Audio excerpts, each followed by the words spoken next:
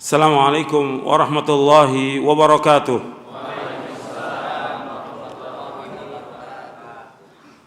Innal hamdalillah nahmaduhu wa nasta'inuhu wa nastaghfiruh wa na'udzu billahi min shururi anfusina wa min sayyiati a'malina. May yahdihillahu fala mudilla lahu wa may yudlil fala hadiya lahu. Asyhadu an la ilaha illallah wahdahu la syarika lahu wa asyhadu anna Muhammadan abduhu wa rasuluh.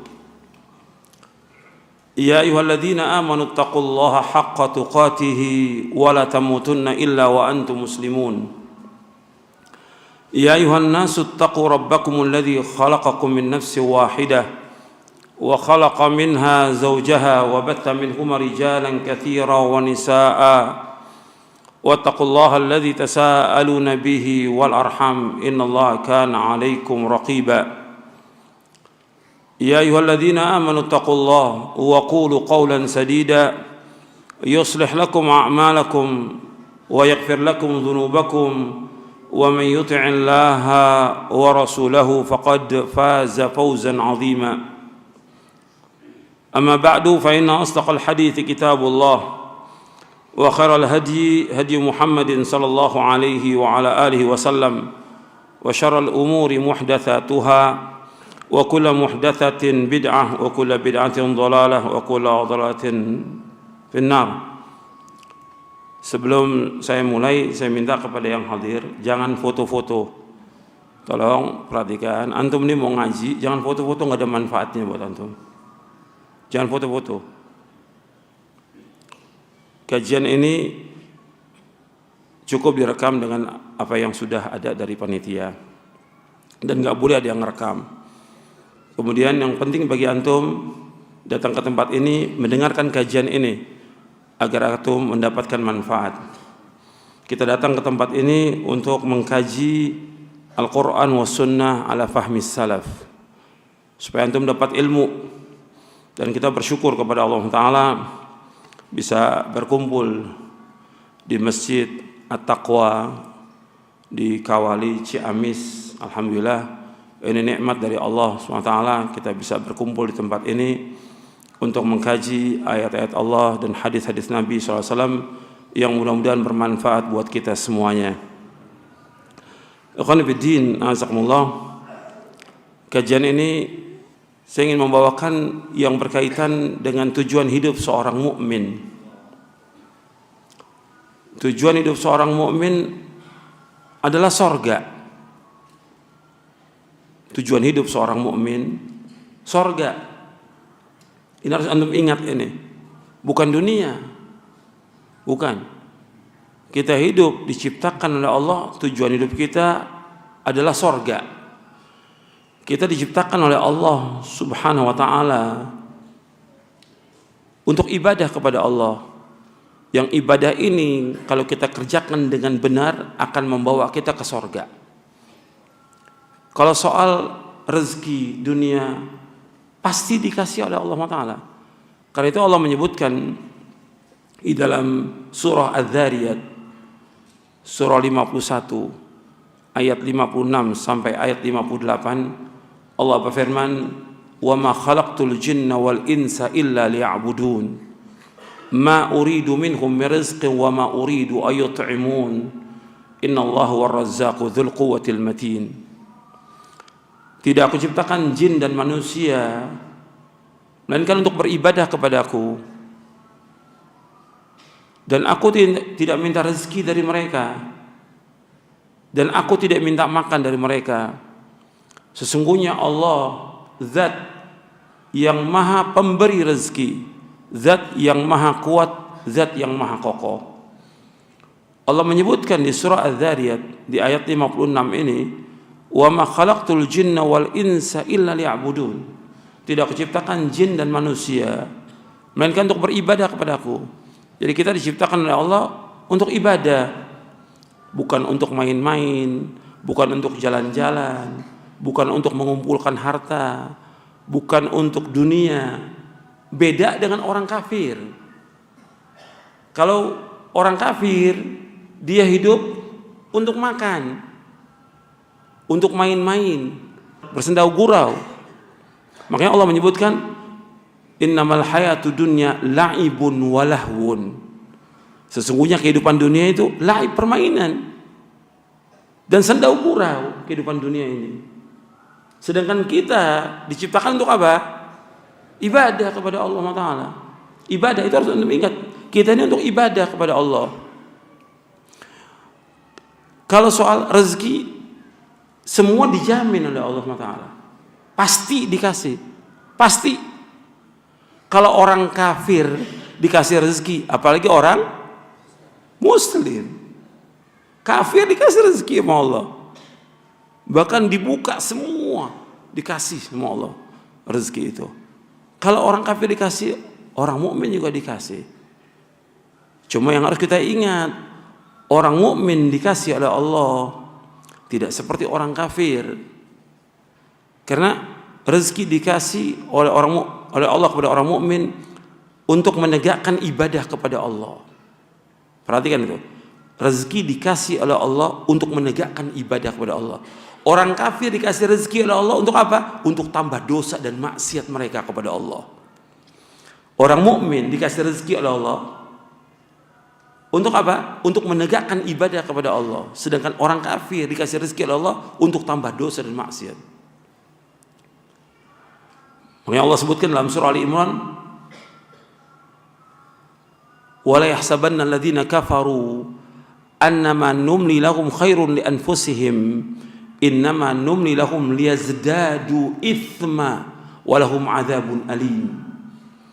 Janganlah orang-orang kafir menyangka bahwa apa yang kami berikan kepada mereka itu baik buat mereka. Yang kami berikan kepada mereka itu liyazdadu ithma, agar mereka bertambah dosa. Jadi dikasih rezeki orang kafir itu supaya apa? Supaya bertambah dosanya mereka. Jadi antum perhatikan, Allah sebutkan di dalam surah Ali Imran 178,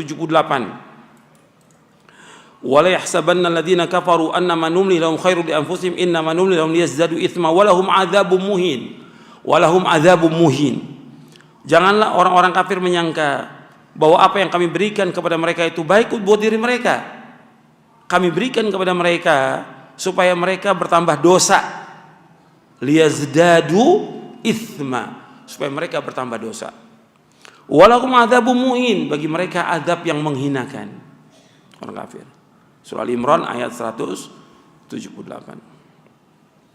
Ikhwan fillah, azakumullah. Ini muqaddimah yang perlu saya sampaikan kepada antum, bahwa kita diciptakan oleh Allah untuk ibadah.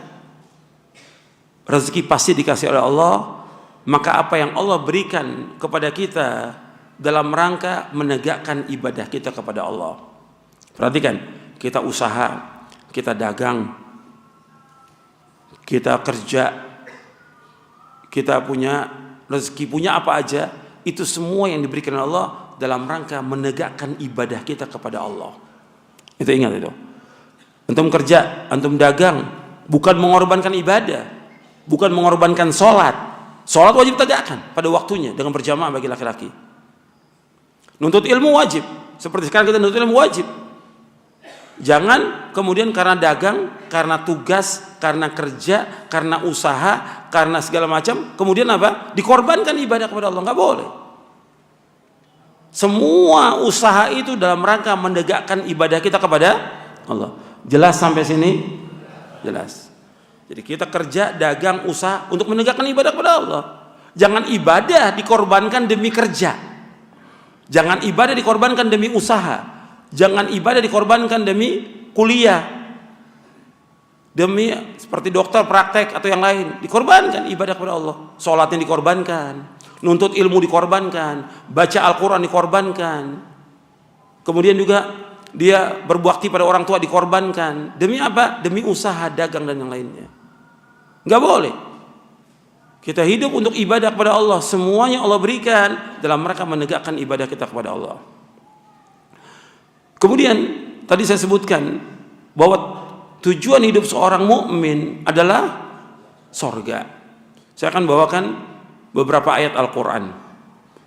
Antum lihat surah Ali Imran ayat 185. Surah 3 ayat 185. Yang bawa mushaf Al-Qur'annya dilihat.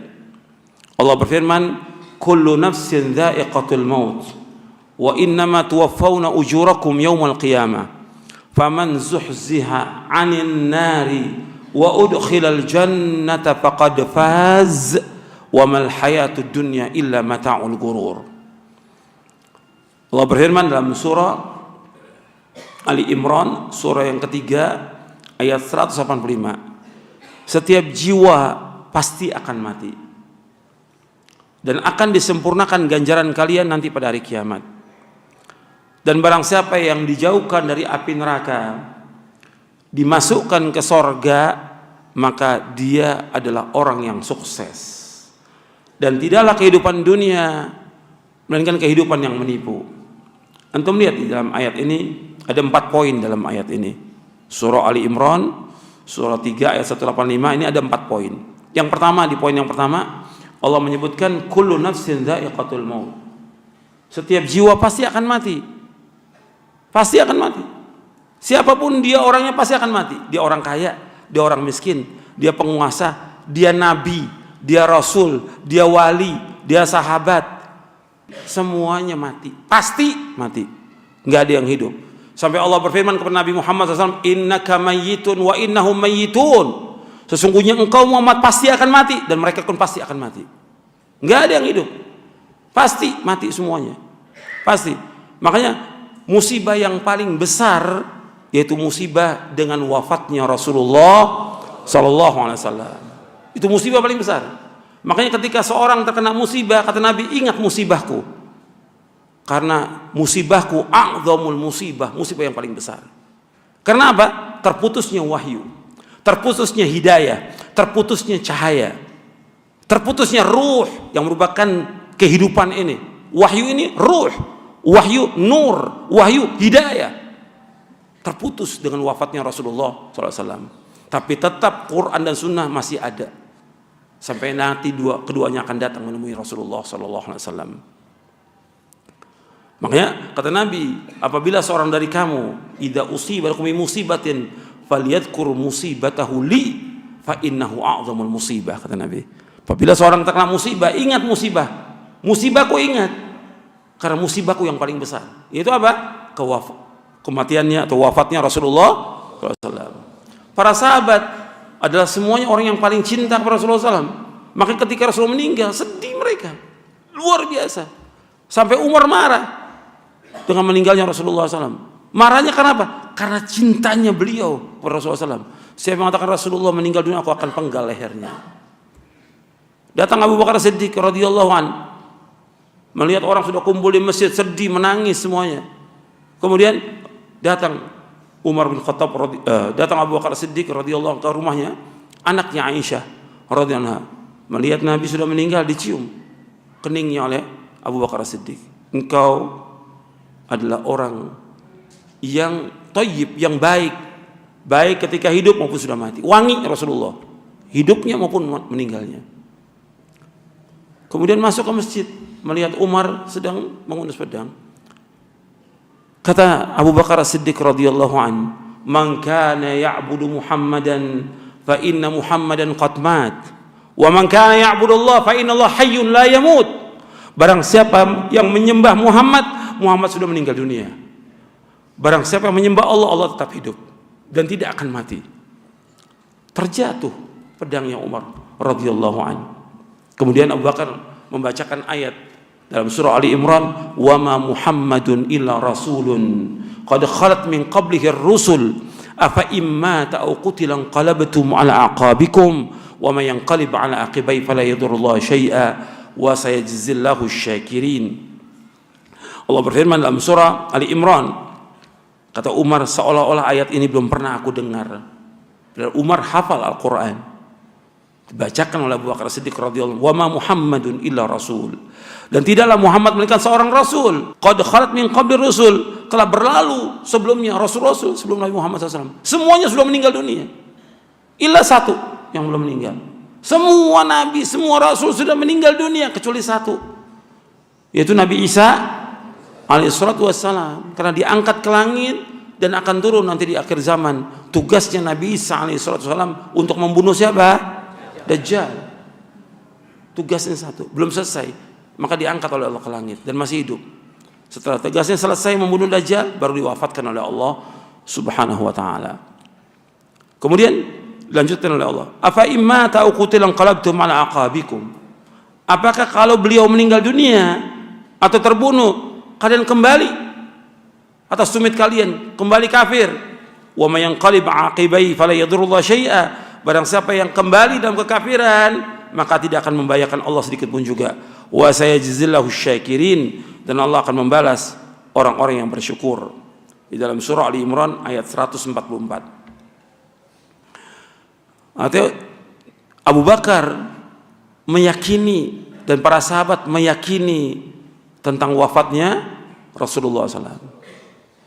Sudah selesai, sudah dikubur Rasulullah SAW. Mati seperti yang lain juga meninggal dunia. Kalau sudah meninggal, sudah terputus wahyu. Dan nggak ada lagi istilah orang sudah meninggal kembali ke dunia, nggak ada. Nggak ada lagi rohnya Nabi kembali ke dunia, hadir dalam perayaan. Nggak ada dalam Islam, nggak ada. Orang kalau sudah meninggal berada di alam mana? Barzah, nggak akan kembali ke dunia.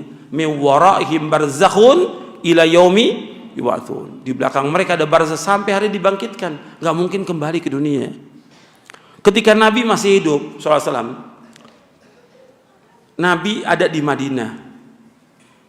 Ya, awalnya di Mekah 13 tahun, kemudian dakwah di Madinah 10 tahun, 23 tahun Nabi dakwah. Dari mulai kecil sampai beliau di Mekah itu dari mulai lahir 53 tahun. Kemudian ke Madinah. Ada enggak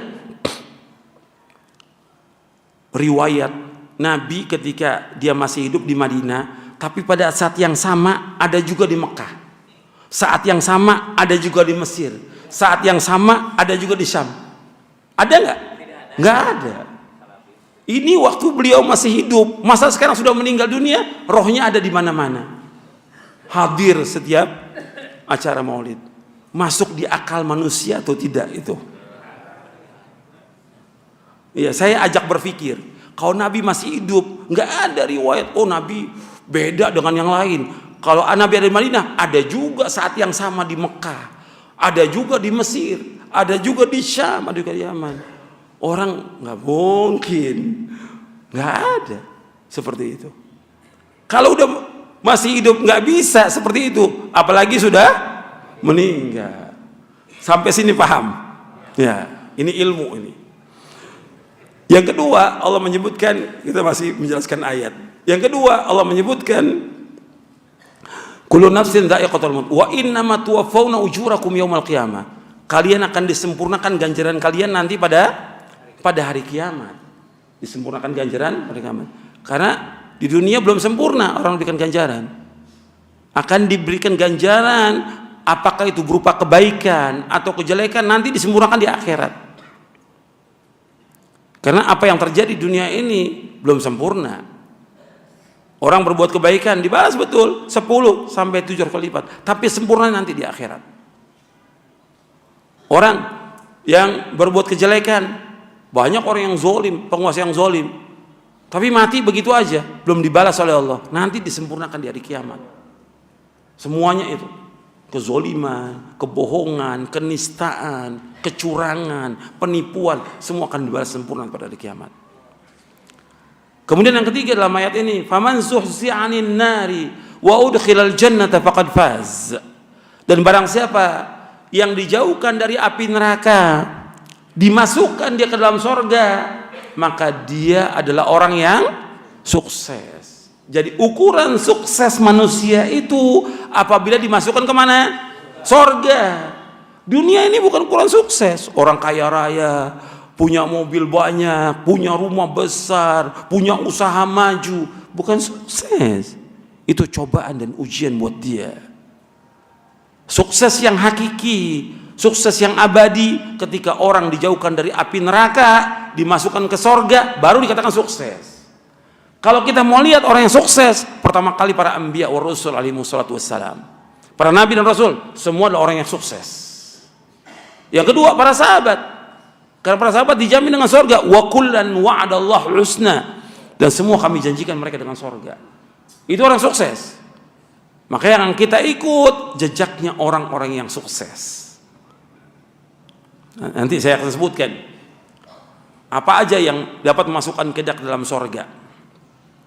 Jadi Allah menyebutkan orang yang jauhkan dari api neraka dimasukkan ke surga, itu sukses. Makanya ketika Allah menyebutkan tentang surga, selalu Allah sebutkan dengan fauzul azim, kesuksesan yang besar. Fauzul azim Allah sebutkan. Kalau dunia enggak. Maka yang keempat Allah sebutkan tentang dunia di ayat itu, wa mal hayatud dunya illa mata'ul ghurur. Dan tidak ada kehidupan dunia melainkan kehidupan yang bagaimana? Menipu. Kita jangan tertipu. Dan banyak manusia tertipu dengan dunia ini. Banyak sudah tertipu dengan dunia. Orang kejar-kejaran dengan dunia. Nabi SAW ditawarkan oleh malaikat. Yang malaikat ini diciptakan oleh Allah Ta'ala dan belum pernah turun ke muka bumi ini. Kata malaikat Jibril kepada Nabi Muhammad SAW, ini malaikat sejak diciptakan oleh Allah belum pernah turun ke muka bumi ini. Dia akan menyampaikan sesuatu dari Allah. Kata malaikat ini mengatakan begini kepada Nabi Muhammad SAW, apakah engkau mau, ini Allah yang menawarkan melalui malaikat ini, apakah engkau mau dijadikan seorang rasul sekaligus seorang raja, atau engkau seorang rasul tapi juga seorang nabi? Apa jawaban kata malaikat Jibril? Tawadhu ya Rasulullah. Tawadhu ya wahai Rasulullah, kata malaikat Jibril. Apa jawab Nabi SAW? Bal abdan rasula. Bal abdan rasula. Aku ingin jadi seorang hamba dan juga seorang rasul. Kalau Nabi pengen jadi raja, dikasih enggak? Dikasih sama Allah. Raja, semua fasilitas, semua singgasana dikasih sama Allah SWT. Tapi Nabi nggak mau. Karena tujuan hidup seorang mukmin bukan dunia. Apa? Sorga, bukan dunia. Kemudian pernah terjadi, ini riwayatnya sahih. Dan pernah terjadi juga ketika Nabi tidur, sallallahu alaihi wasallam, bangun tidur Nabi kelihatan bekas tikar. Umar menangis radhiyallahu an. Ya Rasulullah, engkau pemimpin dunia, pemimpin akhirat. Sedangkan aku lihat Persia Romawi kerajaannya luar biasa, kok engkau seperti ini? Umar menangis melihat Rasulullah SAW. Artinya dengan kehidupan yang sangat sederhana sekali Rasulullah SAW. Apa adanya hidup ini. Kemudian kata Rasulullah kepada Umar, ya Umar, ama tarda an takuna lahumud dunya walal akhirah. Wahai Umar, apakah engkau tidak redha bagi mereka itu semua orang kafir dunia, dan bagi kita akhirat? Yang dipilih yang mana? Akhirat. Dunia, sekaya-kayanya manusia semuanya, hidupnya berapa tahun? Paling 60-70. Sedangkan sorga jutaan tahun tanpa hitung. Nggak ada kematian lagi di sorga, nggak ada kematian lagi di neraka. Disembelih kematian itu di hari kiamat nanti, disembelih. Nggak ada lagi kematian, kehidupan yang abadi. Orang milik kehidupan yang abadi, bukan dunia. Kemudian Rasulullah SAW mengatakan juga dalam riwayat yang lain. Ini semua riwayatnya riwayat Bukhari. Yang tadi, yang pertama tadi, yang kedua ini riwayat Bukhari.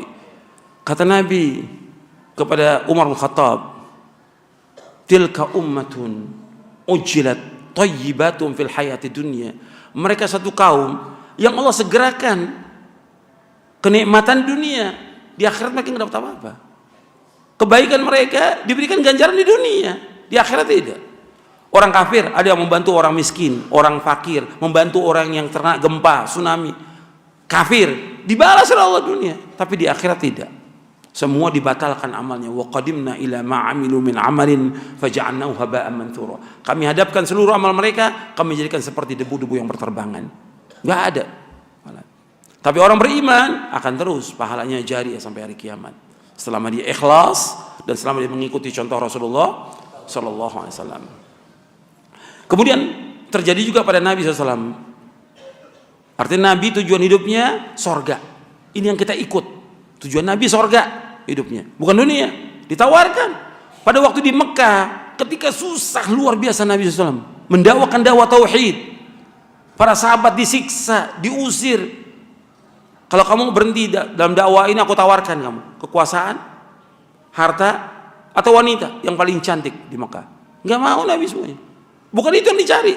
Tetap mau dakwah meskipun disiksa, meskipun dimusuhi, meskipun diusir, tetap dakwah ini. Dakwah ini yang bermanfaat buat dunia dan akhirat. Bermanfaat buat siapa? Buat semuanya. Buat akal manusia, buat hati manusia, buat pribadinya, buat rumah tangganya, buat masyarakat, buat negara. Dakwah ini bermanfaat. Ini dakwah ini berkah oleh Allah Ta'ala. Aisyah pernah radhiyallahu anha dikasih kasur oleh seseorang. Dikasih sallallahu alaihi wasallam. Kemudian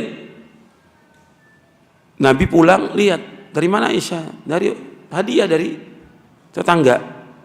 Rudih ya Aisyah, kembalikan. Aisyah nggak mau, dikasih hadiah, kembalikan.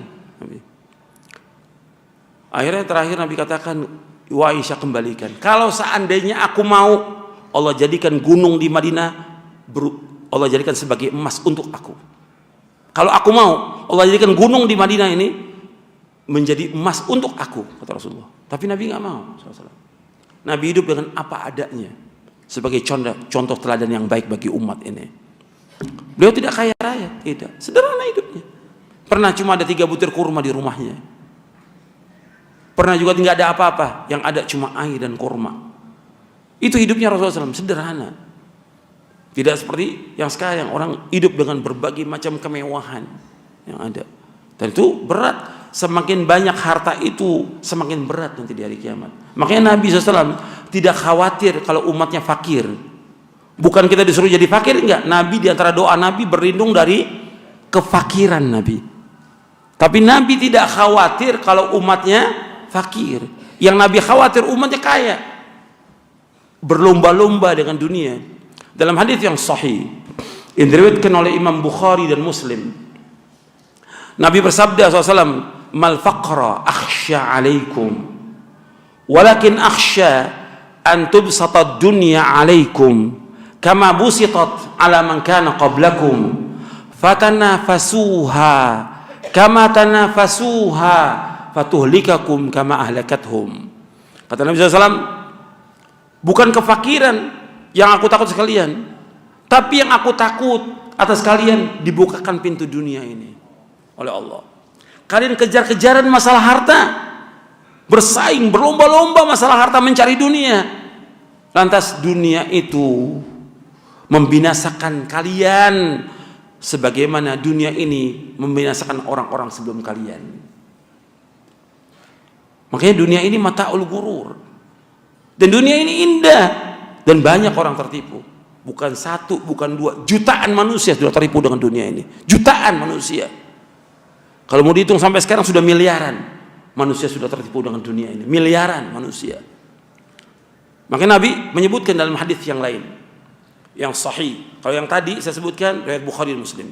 Dalam hadis yang lain yang diriwayatkan oleh Imam Ahmad dan Muslim, Nabi bersabda sallallahu alaihi wasallam, inna dunya hulwatun khadirah wa inna allaha mustakhlifukum fiha fayanzur kaifa ta'malun. Fattaqud dunya wattaqun nisa fa inna awwala fitnati bani Israil kanat fin nisa. Kata Nabi SAW, sesungguhnya dunia ini indah dan manis. Dunia ini indah dan manis. Dan Allah SWT menjadikan kalian sebagai khalifah untuk mengelola bumi ini agar kalian menegakkan ibadah kepada Allah. Maksudnya mengelola ini sebagai khalifah, bagaimana menegakkan ibadah kepada Allah. Antum ingat tuh yang tadi, yang awal. Bukan untuk sibuk dengan dunia, bukan. Tapi bagaimana manusia ini dia mengelola dunia ini dalam rangka menegakkan ibadah kepada Allah. Wa innallaha mustahlikum. Fayanzur kaifa ta'malun, dan Allah akan melihat kalian bagaimana kalian beramal. Yang dilihat oleh Allah tentang amalnya. bukan ilmunya, bukan hartanya, bukan gelarnya.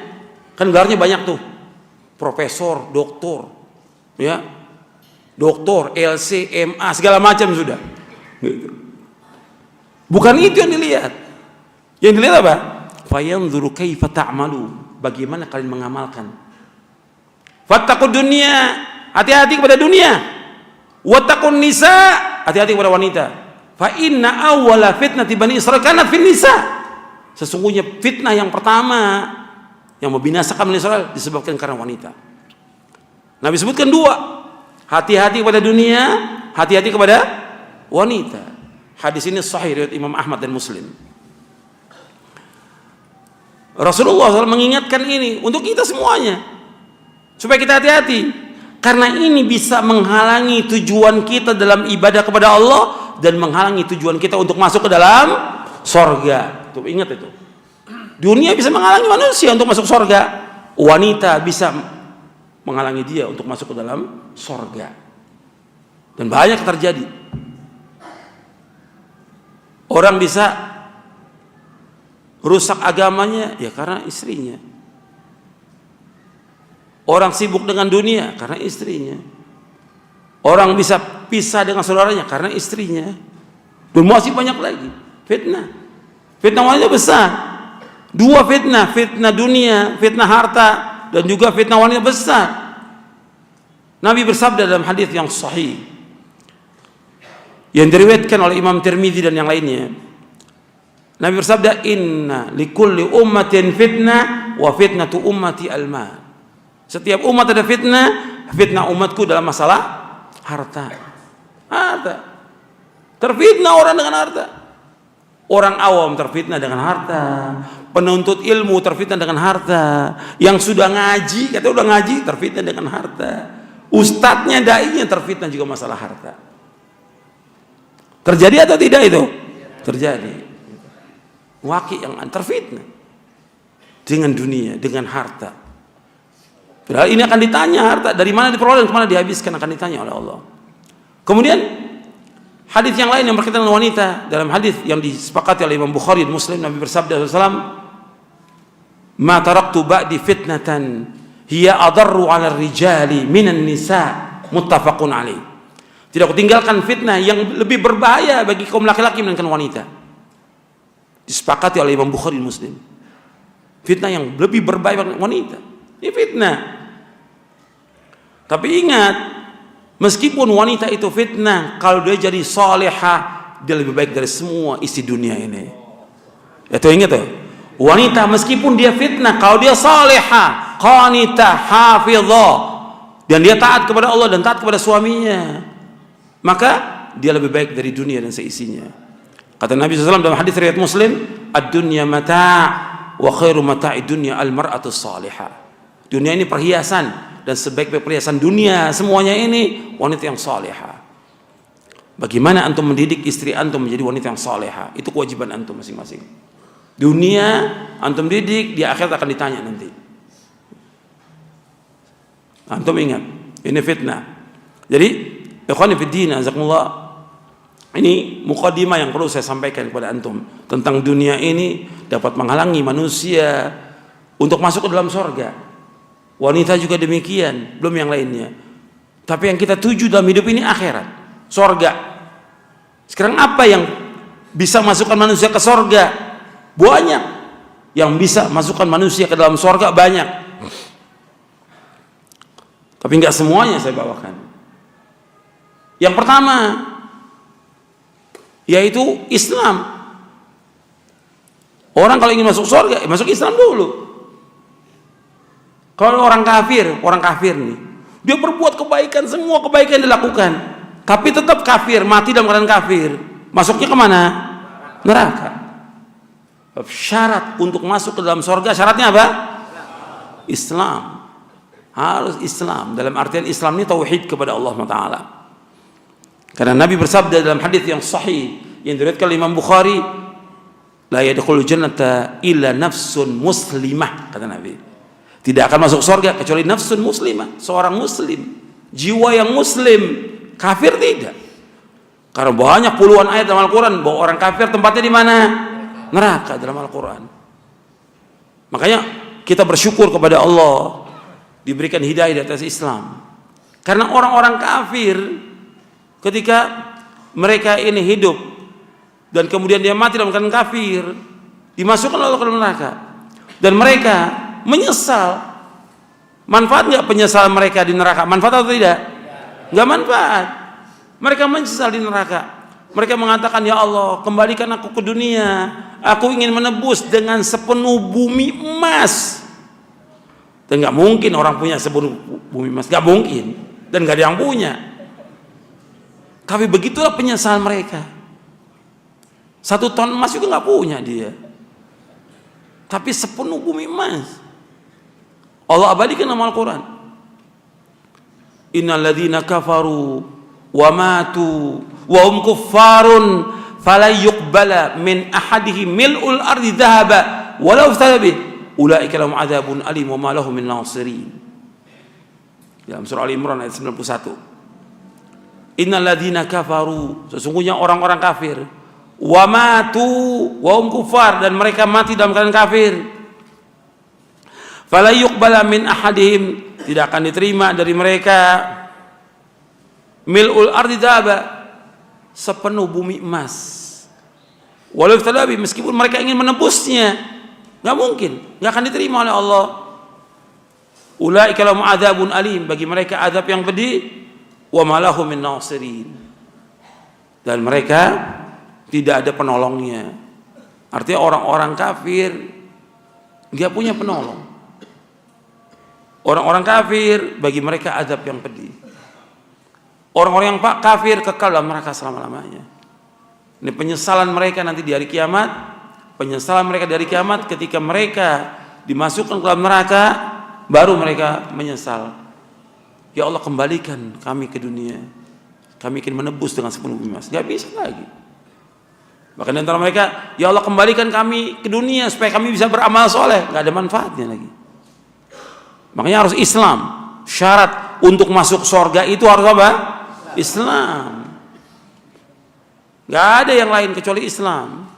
Makanya di sini antum harus ingat dan pahami, dan harus yakini dengan seyakin-yakinnya bahwa Islam satu-satunya agama yang hak, agama yang diridhai Allah, agama yang benar.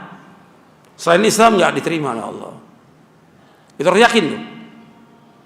Sebab Allah menyebutkan demikian, agama yang diridhai Allah satu, agama Islam. Inna dina indallahil Islam. Agama yang diridhai insyaallah agama Islam. Wa may yabtaghi ghairal islami dinan falyuqbal min wa huwa fil akhirati minal khasirin. Barang siapa mencari agama selain Islam enggak akan diterima oleh Allah, dan di akhirat termasuk orang yang merugi. Merugi dia. Makanya kita harus berusaha bagaimana mengajak orang untuk masuk ke dalam agama Islam ini. Kita dakwakan dengan semampu kita. Sebab sekarang ini kalau kita lihat ada usaha dari orang-orang Islam itu sendiri. Ya, ini tentunya kalau itu orang Islam tanda kutip ya Islamnya. Mungkin dia masuk munafik, mungkin dia masuk orang-orang mujrimin, gitu. Yang berusaha bagaimana memurtadkan umat Islam dengan mengatakan semua agama sama, semua agama baik.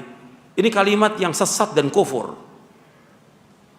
Atau mengatakan Islam Nusantara, ini kalimat yang sesat dan kufur. Nggak ada Islam Nusantara, yang ada satu Islam yang dibawa oleh siapa? Rasulullah SAW. Yang ingin dirusak oleh Islam Nusantara ingin melepas diri dari agama Islam ini untuk kembali kepada ajaran nenek moyang, meninggalkan agama Islam, meninggalkan Nabi Muhammad SAW. Karena dari omongan mereka, kita ini jangan kembali kepada Arab. Ya nabinya orang apa? Orang Arab asli. Artinya mereka punya maksud tujuan supaya melepaskan diri dari siapa? Dari Nabi Muhammad SAW. Itu maksud mereka. Jadi usaha luar biasa. Allah sebutkan dalam Al-Quran, nggak pernah berhenti usaha mereka. Walan tardo ankal yahudu walan nasara hatta tattabi'an.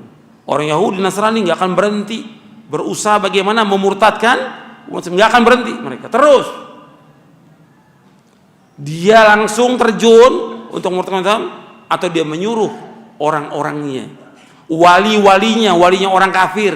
Siapa? Dari tokoh-tokoh liberal, tokoh-tokoh ahlul bid'ah, tokoh-tokoh munafikin. Mereka pakai, yang mereka bayar. Untuk apa? Untuk memurtadkan umat Islam. Dan ini sudah terus, nggak berhenti mereka. Makanya kita terus untuk menegakkan agama ini. Saya jelaskan ini mungkin puluhan kali, dan saya akan jelaskan ribuan kali. Agama Islam, agama yang hak, selain Islam nggak akan diterima oleh Allah Ta'ala. Setelah diutusnya Nabi Muhammad SAW, orang Yahudi, Nasrani wajib untuk masuk dalam agama Islam. Kalau mereka tetap dengan agamanya, tidak masuk dalam agama, maka tempat mereka di neraka, kekal mereka selama-lamanya, dan mereka sejelek-jelek makhluk di muka bumi ini. Sesuai dengan nas Al-Quran, Allah mengatakan demikian, innal ladzina kafaru min ahlil kitabi wal musyrikina fi nari jahannam khalidina fiha ulaika hum syarrul bariyah. Dalam surah Al-Bayyinah di ayat yang ke-6, innal ladzina kafaru min ahlil kitabi wal musyrikina fi nari jahannam khalidina fiha ulaika hum syarrul bariyah. Sesungguhnya orang-orang kafir dari ahlul kitab. Ahlul kitab siapa? Yahudi dan wal musyrikin, orang musyrik. Fi nari jahannam, tempat tinggalnya mereka neraka jahanam. Khalidina fiha, mereka kekal neraka jahanam selama-lamanya. Ulaika hum syarrul bariyah, mereka sejelek-jelek makhluk di muka bumi ini. Ini firman Allah, Al-Qur'an, ini Al-Qur'an. Wajib kita imani semua isi Al-Qur'an. Ketika orang mengingkari satu ayat dari Al-Qur'an, kafir dia, keluar dari agama Islam. Perhatikan itu. Ini ayat Al-Qur'an wajib kita imani. Yang Rasul tinggalkan kepada kita Quran dan Sunnah. Harus kita imani ini. Ini jalan kita menuju surga ini. Dengan Quran dan Sunnah. Bukan dengan yang lain, dengan Quran dan Sunnah. Makanya harus betul kita yakini Islam ini hak, benar, selain Islam batil. Yang mengatakan demikian siapa? Allah dalam Al-Quran. Allah yang tadi saya bacakan ayat-ayatnya. Allah dalam Al-Quran, inna dina indallahil Islam. Allah redha dengan agama apa? Islam. Al-yawma akmaltu lakum dinakum wa atmamtu alaikum ni'mati wa raditu lakumul islama dina. Ya Allah redha dengan agama Islam ini. Berarti selain Islam Allah redha atau tidak? Allah tidak redha. Dan Allah tidak akan terima. Jelas sampai sini? Jelas. Ya. Untuk masuk surga syaratnya apa? Islam. Selanjutnya yang kedua, untuk masuk orang ke dalam surga syaratnya bertauhid kepada Allah dan tidak boleh berbuat syirik. Orang kalau ingin masuk surga harus mentauhidkan Allah, nggak boleh berbuat syirik dia. Kalau berbuat syirik nggak masuk surga. Penghalang masuk surga syirik. Apa itu syirik? Apalagi menyekutukan Allah, menduakan Allah, apalagi? Artinya beribadah dia kepada Allah, tapi dia beribadah juga kepada selain Allah, itu syirik. Dia berdoa kepada Allah, tapi berdoa juga kepada selain Allah, ini syirik. Jadi syirik itu bukan hanya dia hanya menyembah kepada selain Allah aja, dia menyembah Allah juga, tapi dia menyembah kepada selain Allah, ini syirik. Dan syirik ini dosa besar yang paling besar, penghalang orang untuk masuk surga. Maka lawannya tauhid. Tauhid ini akan memasukkan orang ke dalam surga. Makanya Nabi bersabda dalam hadis yang sahih yang diriwayatkan oleh Imam Muslim, "Man mata wa huwa ya'lamu annahu la ilaha illallah dakhala al-jannah." Man mata wa huwa ya'lam. Barang siapa yang mati dalam keadaan dia mengetahui tidak ilah yang berhak diibadahi melainkan hanya Allah, maka dia pasti masuk surga. Pasti masuk surga. Hadis sahih Muslim dari sahabat Utsman radhiyallahu anhu. Dalam riwayat yang lain, dalam riwayat Jabir yang diriwayatkan juga oleh Imam Muslim, Nabi bersabda, "Man mata la yusyriku billahi syai'an dakhala al-jannah." Barang siapa yang mati dalam keadaan dia tidak menyekutukan Allah dengan sesuatu, maka dia masuk surga. Di hadis ini, dua hadis ini di riwayat Muslim juga, yang satu menjelaskan tentang tauhid, yang satu menjelaskan tentang apa? Tidak berbuat syirik. Perhatikan itu. Jadi kita untuk masuk dalam surga harus mentauhidkan Allah. mengikhlaskan ibadah ini hanya kepada Allah, karena tidak ada arti Islam kecuali dengan tauhid. Nggak ada arti Islam kecuali dengan tauhid. Islam itu tauhid. Yang dikatakan Islam artinya mentauhidkan Allah. Makanya definisi Islam, siapa yang bisa? Di sini kan ada beberapa ustadz nih. Apa definisi Islam? Ya. Terus?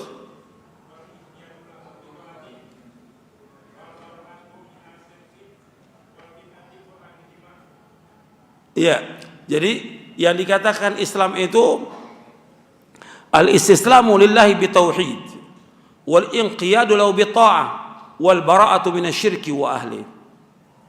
Yang dikatakan Islam itu al-istislamu lillahi bitauhid, yaitu menyerah diri secara total kepada Allah dengan tauhid.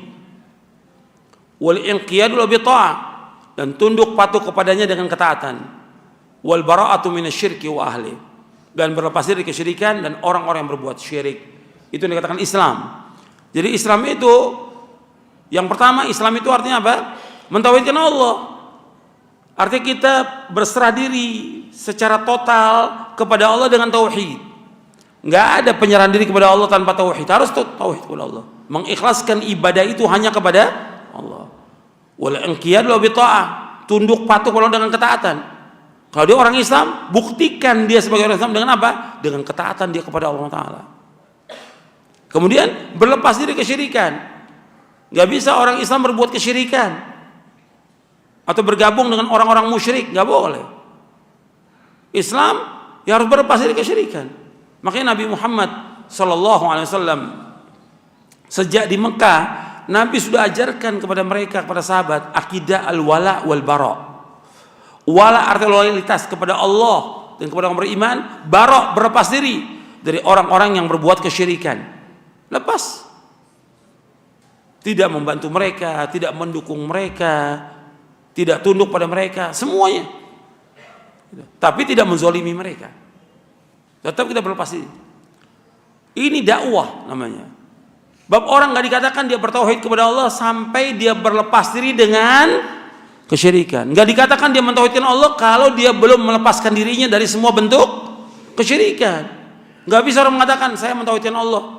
Orang mau buat syirik ya, mau sujud kepada selain Allah, mau sujud kepada kuburan, mau segala macam, semasa bodoh saya nggak mau tahu. Ini nggak bertauhid yang seperti ini. Kalau dia bertauhid kepada Allah, di samping dia mengikhlaskan dirinya hanya kepada Allah, mentauhidkan Allah, dan dia harus mengingkari semua yang disembah selain Allah.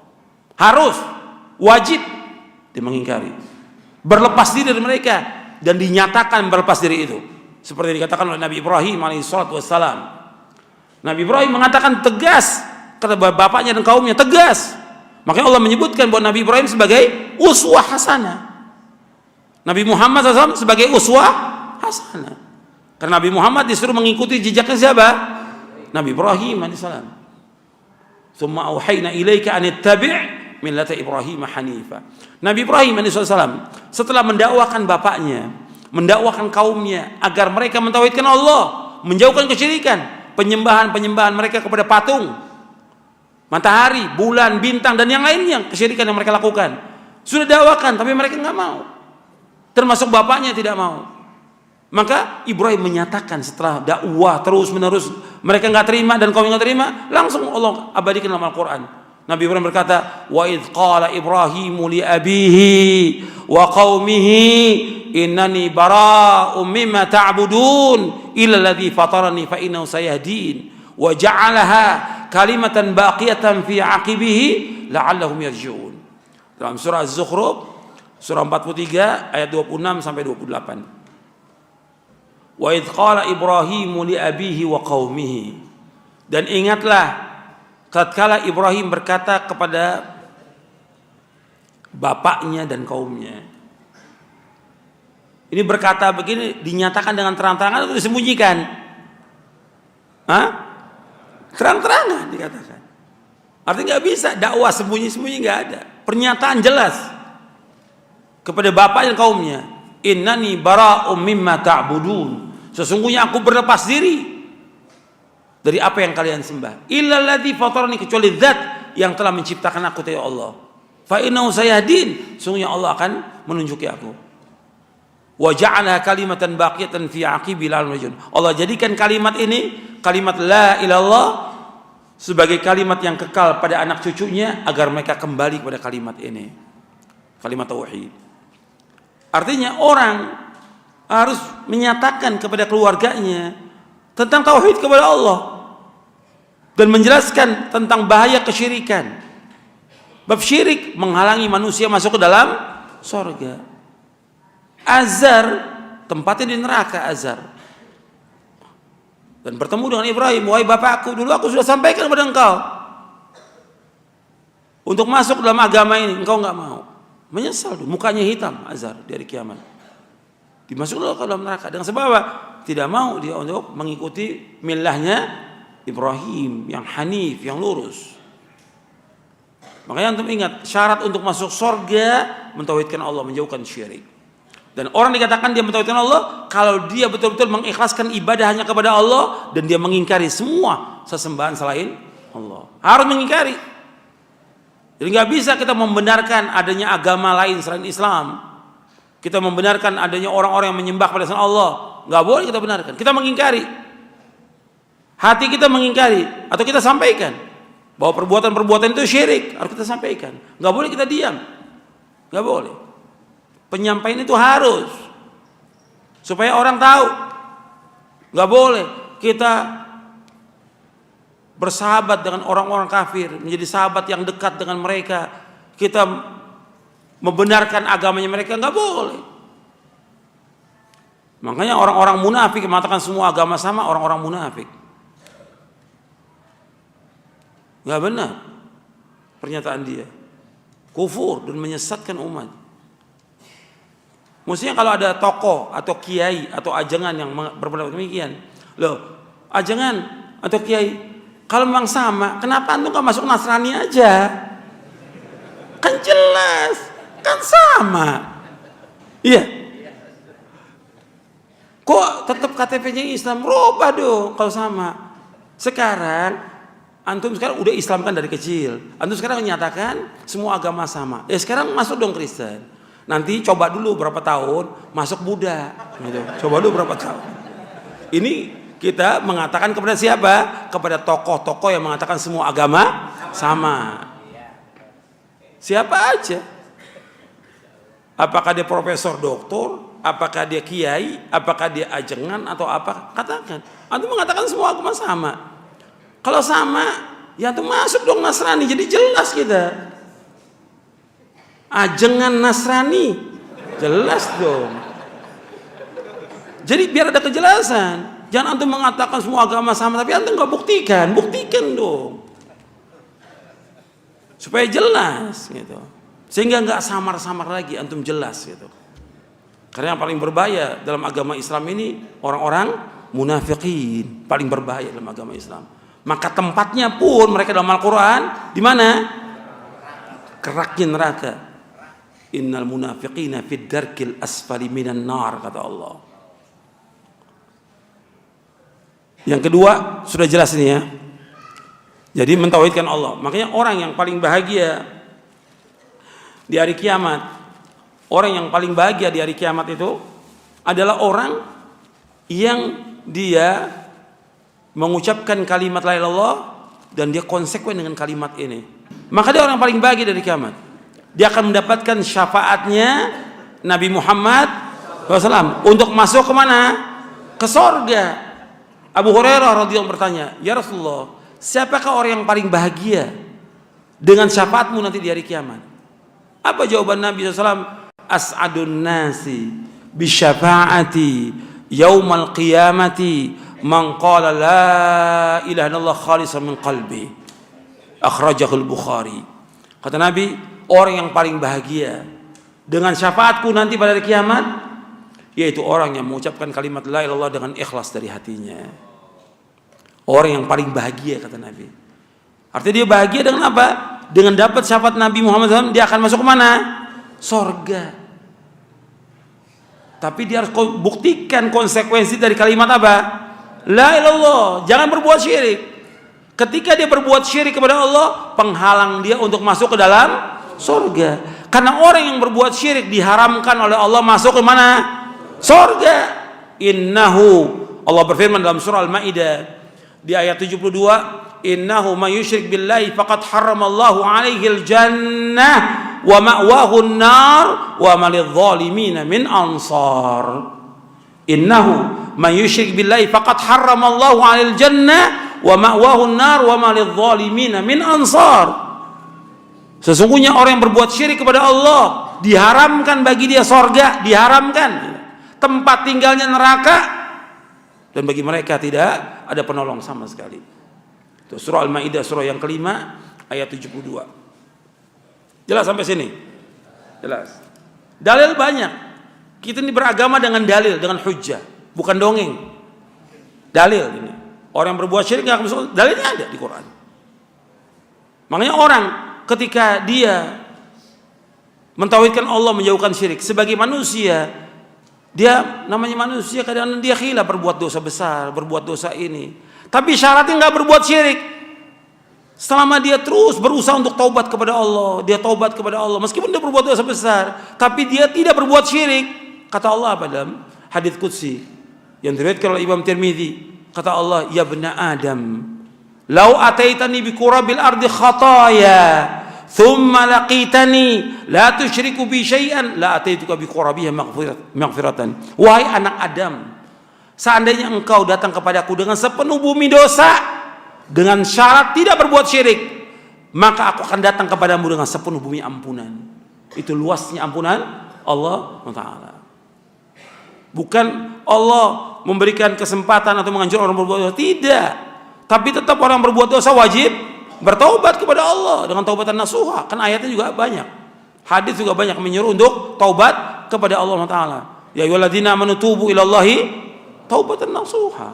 Dan orang yang bertobat kepada Allah juga termasuk orang-orang yang dijamin dengan masuk ke dalam surga dengan taubat yang nasuh. Kita masuk yang ketiga. Yang ketiga, di antara yang masukkan manusia ke dalam surga, yaitu mengikuti Quran wa sunnah ala fahmi salaf. Perhatikan tuh, mengikuti Quran dan sunnah menurut pemahamannya para sahabat. Kita wajib mengikuti cara beragamanya para sahabat radhiyallahu anhum ajma'in.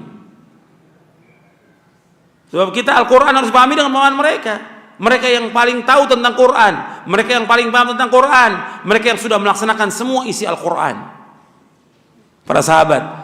Makanya Allah jamin mereka dengan apa? Surga.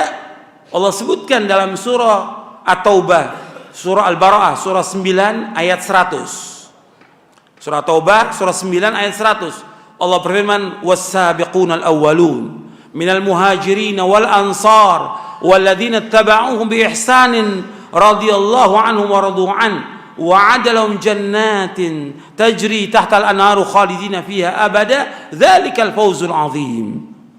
Generasi yang pertama dari umat ini dari kalangan para sahabat muhajirin dan ansar, dan orang-orang yang mengikuti jejak mereka dengan baik, Allah redha pada mereka, mereka pun redha kepada Allah. Allah akan masukkan mereka ke dalam surga yang mengalir di bawahnya sungai-sungai yang mereka kekal dalamnya selama-lamanya. Itulah kemenangan yang besar, itulah kesuksesan yang besar.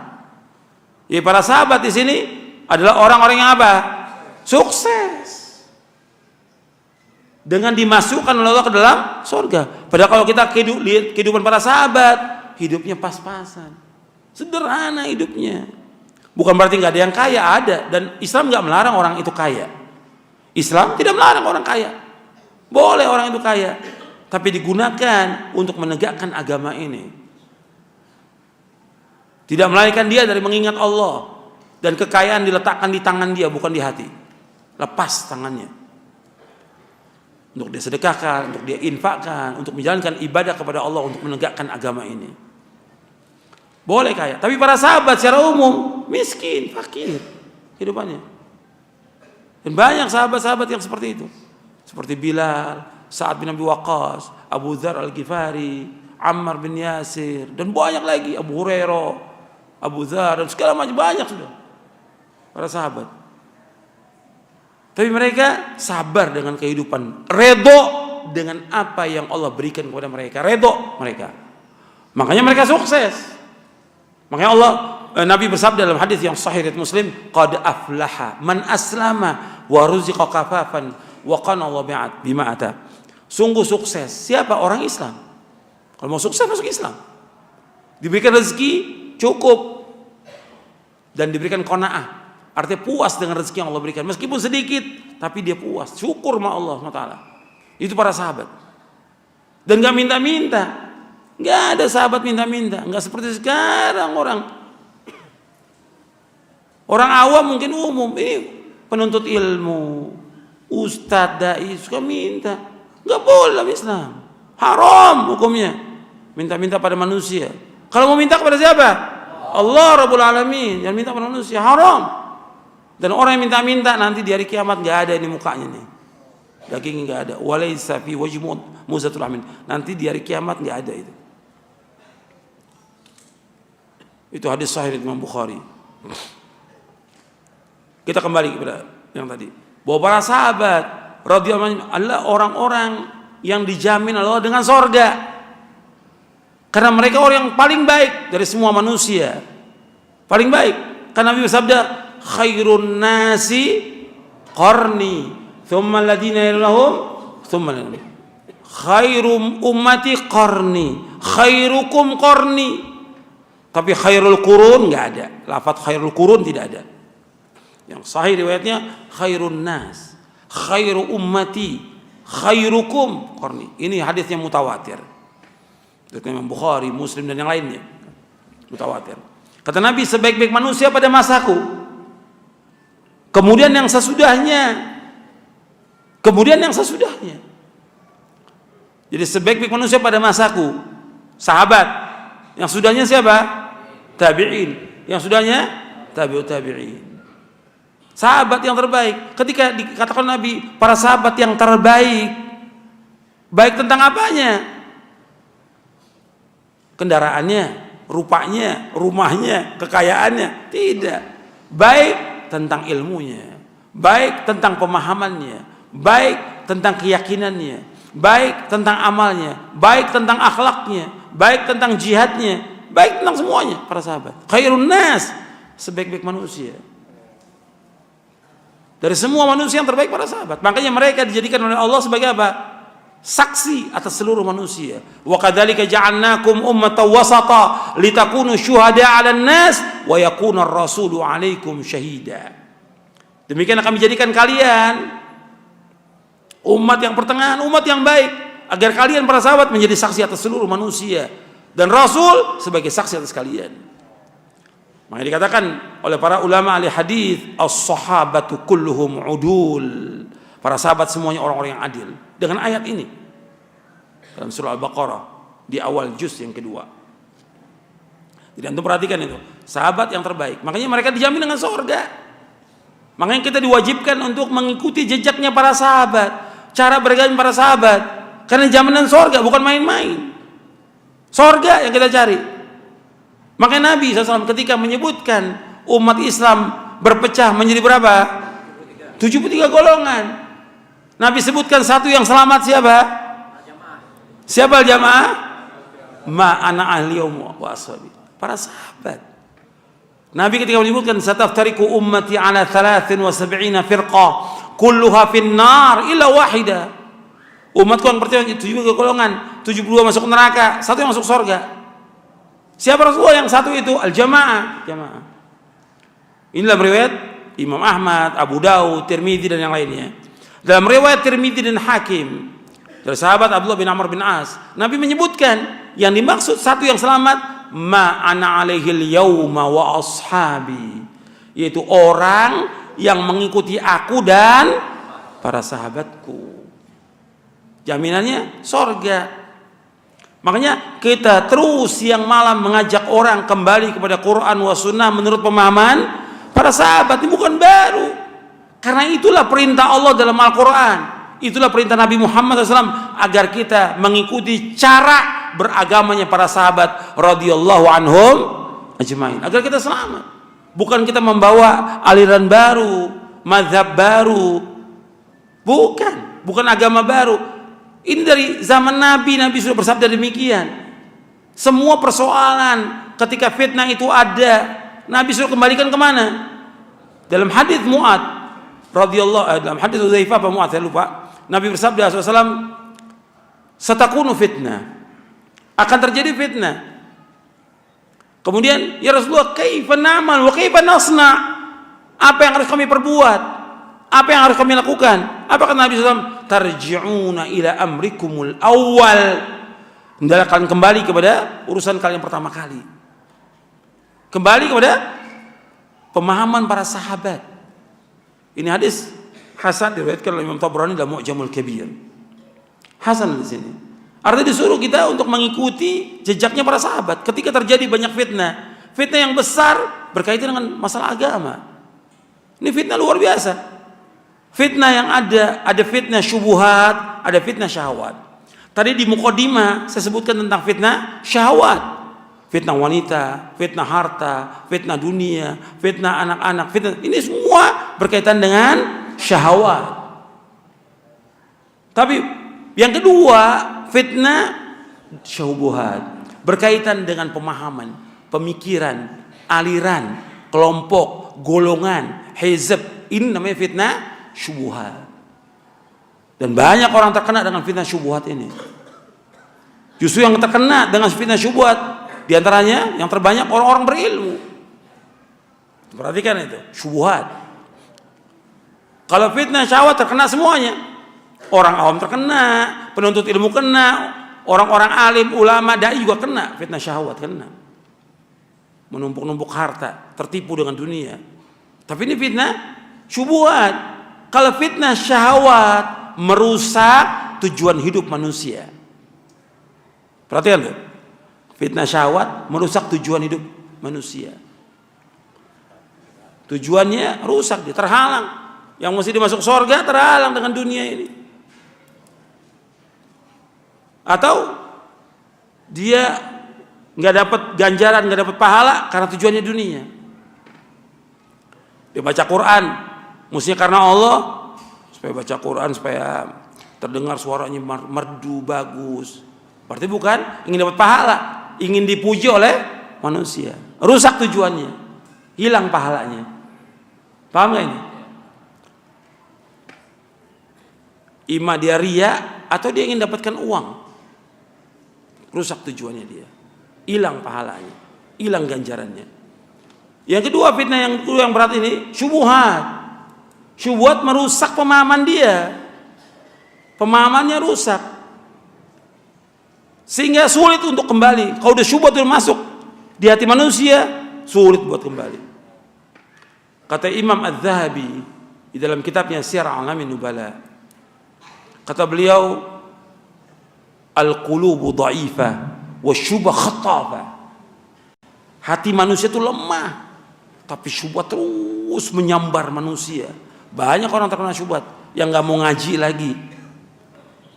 Orang terkena syubhat nggak mau lagi untuk ikut kepada kebenaran, dan dia merasa bahwa dialah yang paling benar. Syubhat ini, syubhat berbahaya. Dia punya kelompok-kelompok sendiri sudah. Merasa udah jamaahnya yang paling benar ini sendiri, nggak pernah berkembang. Ini syubhat di kepalanya dia. Banyak aliran sesat, kelompok yang sesat karena ini syubhat yang ada di kepalanya dia. Sangat berbahaya syubhat ini. Sangat berbahaya syubhat ini.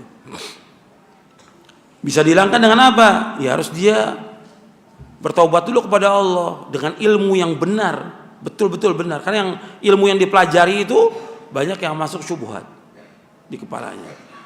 Berat ini, syubhat ini banyak merusak, semua banyak merusak. Saya ambil contoh tentang fitnahnya Khawarij.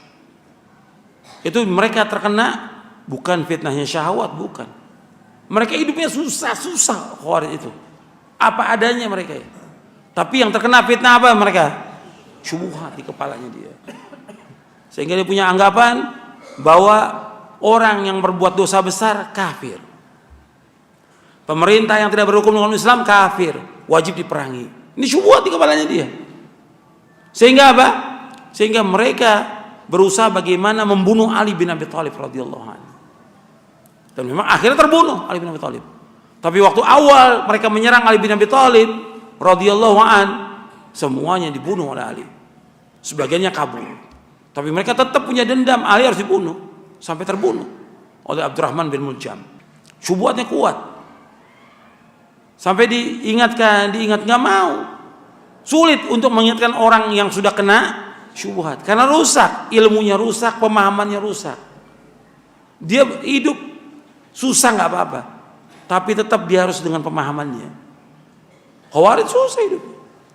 Tapi waktu itu ada sahabat yang ingin berbuat kebaikan, ingin memberikan nasihat kepada mereka. Siapa? Ibnu Abbas radhiyallahu anhuma datang kepada mereka. Kata Ali, hati-hati kamu. Ya, insya Allah saya bisa untuk menyampaikan. Karena Ibnu Abbas didoakan oleh Nabi untuk bisa memahami Al-Quran. Orang kalau dijelaskan nama Ibnu Abbas Quran, Masya Allah. Sampai kata para ulama, kalau seandainya penduduk Dailam, Cina sana itu mendengar khutbahnya Ibnu Abbas, masuk Islam mereka. Luar biasa Ibnu Abbas kalau menjelaskan itu Al-Quran, luar biasa. Karena dengan doanya Rasulullah SAW. Makanya Khawarij ketika dijelaskan oleh Ibnu Abbas tentang ayat Al-Quran, keluar ribuan orang keluar mengikuti Ibnu Abbas, taat kepada Ali bin Abi Thalib. Yang lain tetap, yang ribuan yang lain lagi tetap menyerang Ali bin Abi Thalib radhiyallahu anhu. Jadi syubhat itu berat. Untuk menyadarkan orang yang terkena syubhat itu berat. Seperti kelompok takfiri umpamanya, mengkafirkan orang berbuat dosa besar, mengkafirkan pemerintah, itu susah. Dijelaskan susah. Karena itu syubhat yang sudah masuk di kepalanya dia. Makanya syubhat itu berbahaya, sangat berbahaya. Antum menghilangkannya itu dengan terus belajar Quran wa sunnah al-fahmi salaf, dengan guru-guru yang benar yang ajarkannya, yang ngerti, paham Quran sunnah al-fahmi salaf, akidahnya benar, manhajnya benar, akhlaknya benar, ibadahnya benar kepada Allah. Itu belajar. Kalau yang nggak jelas jangan. Berbahaya. Kalau masuk syubhat sulit untuk keluar. Sesat. Sampai diantara mereka pun nggak mau sholat Jumat. Di antara mereka ini nggak mau sholat Jumat. Karena sholat Jumat kepada kaum muslimin ini adalah orang-orang yang sudah kena kekafirannya karena ikut dalam pemerintahan kafir. Gimana? Sendiri di sholat Jumat. Jadi dianggap dia yang paling benar.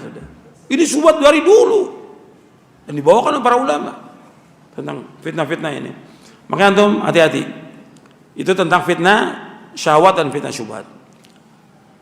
Mengikuti pemahaman para sahabat ini wajib. Wajib. Karena pemahaman mereka pemahaman yang benar, hak yang Allah menyebutkan dalam Al-Quran dan Nabi menyebutkan demikian. Jalan selamat untuk menuju surga dan mengikuti pemahaman mereka. Jangan kemudian dibantah. Setan ini kadang-kadang memberikan syubhat. Jangan merasa paling benar. Memang benar jalannya. Benar. Quran benar apa tidak? Hadis Nabi benar atau tidak? Ini kita ikut. Al-Quran Sunnah Fahmi Salaf. Nabi yang mengatakan, Allah yang mengatakan ikut. Makanya ketika orang tidak mau ikut pemahaman para sahabat, Allah ancam mereka dengan masuk neraka. Allah sebutkan dalam surah An-Nisa ayat 115. Allah berfirman, "Wa may yushaqiqir rasula min ba'di ma tabayyana lahul huda wa yattabi' ghaira sabilil mu'minin nuwallihi ma tawalla wa nuslihi jahannam wa sa'at masira." Dan barang siapa yang menentang Rasul sesudah jelas baginya petunjuk dan mengikuti jalan selain jalan kaum mukminin, kami biarkan dia sesat dan kami akan masukkan dia ke neraka jahanam, dan jahanam sejelek-jelek tempat kembali. Ketika dia tidak mau mengikuti pemahaman sahabat, diancam dengan masuk neraka. Jadi ini bukan main-main. Kewajiban kita kembali kepada Quran Sunnah Al-Fahmi Salaf wajib. Dan kita mengajak orang untuk mengikuti pemahaman ini. Karena ini jalan yang hak, jalan yang benar. Dengan hujjah, dengan dalil. Bukan kata orang, bukan dongeng, dalil Quran dan Sunnah. Kalau antum mau lihat dalilnya lagi, saya bawakan lengkap dalam buku Mulia dengan Manhaj Salaf. Puluhan dalil di sini saya bawakan. Penjelasan dari Al-Quran, Sunnah, dari kalangan sahabat, tabi'in, tabi'ut, dan para a'immah, imam-imam, tentang wajibnya kita mengikuti jejak salafus saleh. Kemudian diantara yang masukkan manusia ke surga lagi, yaitu menuntut ilmu.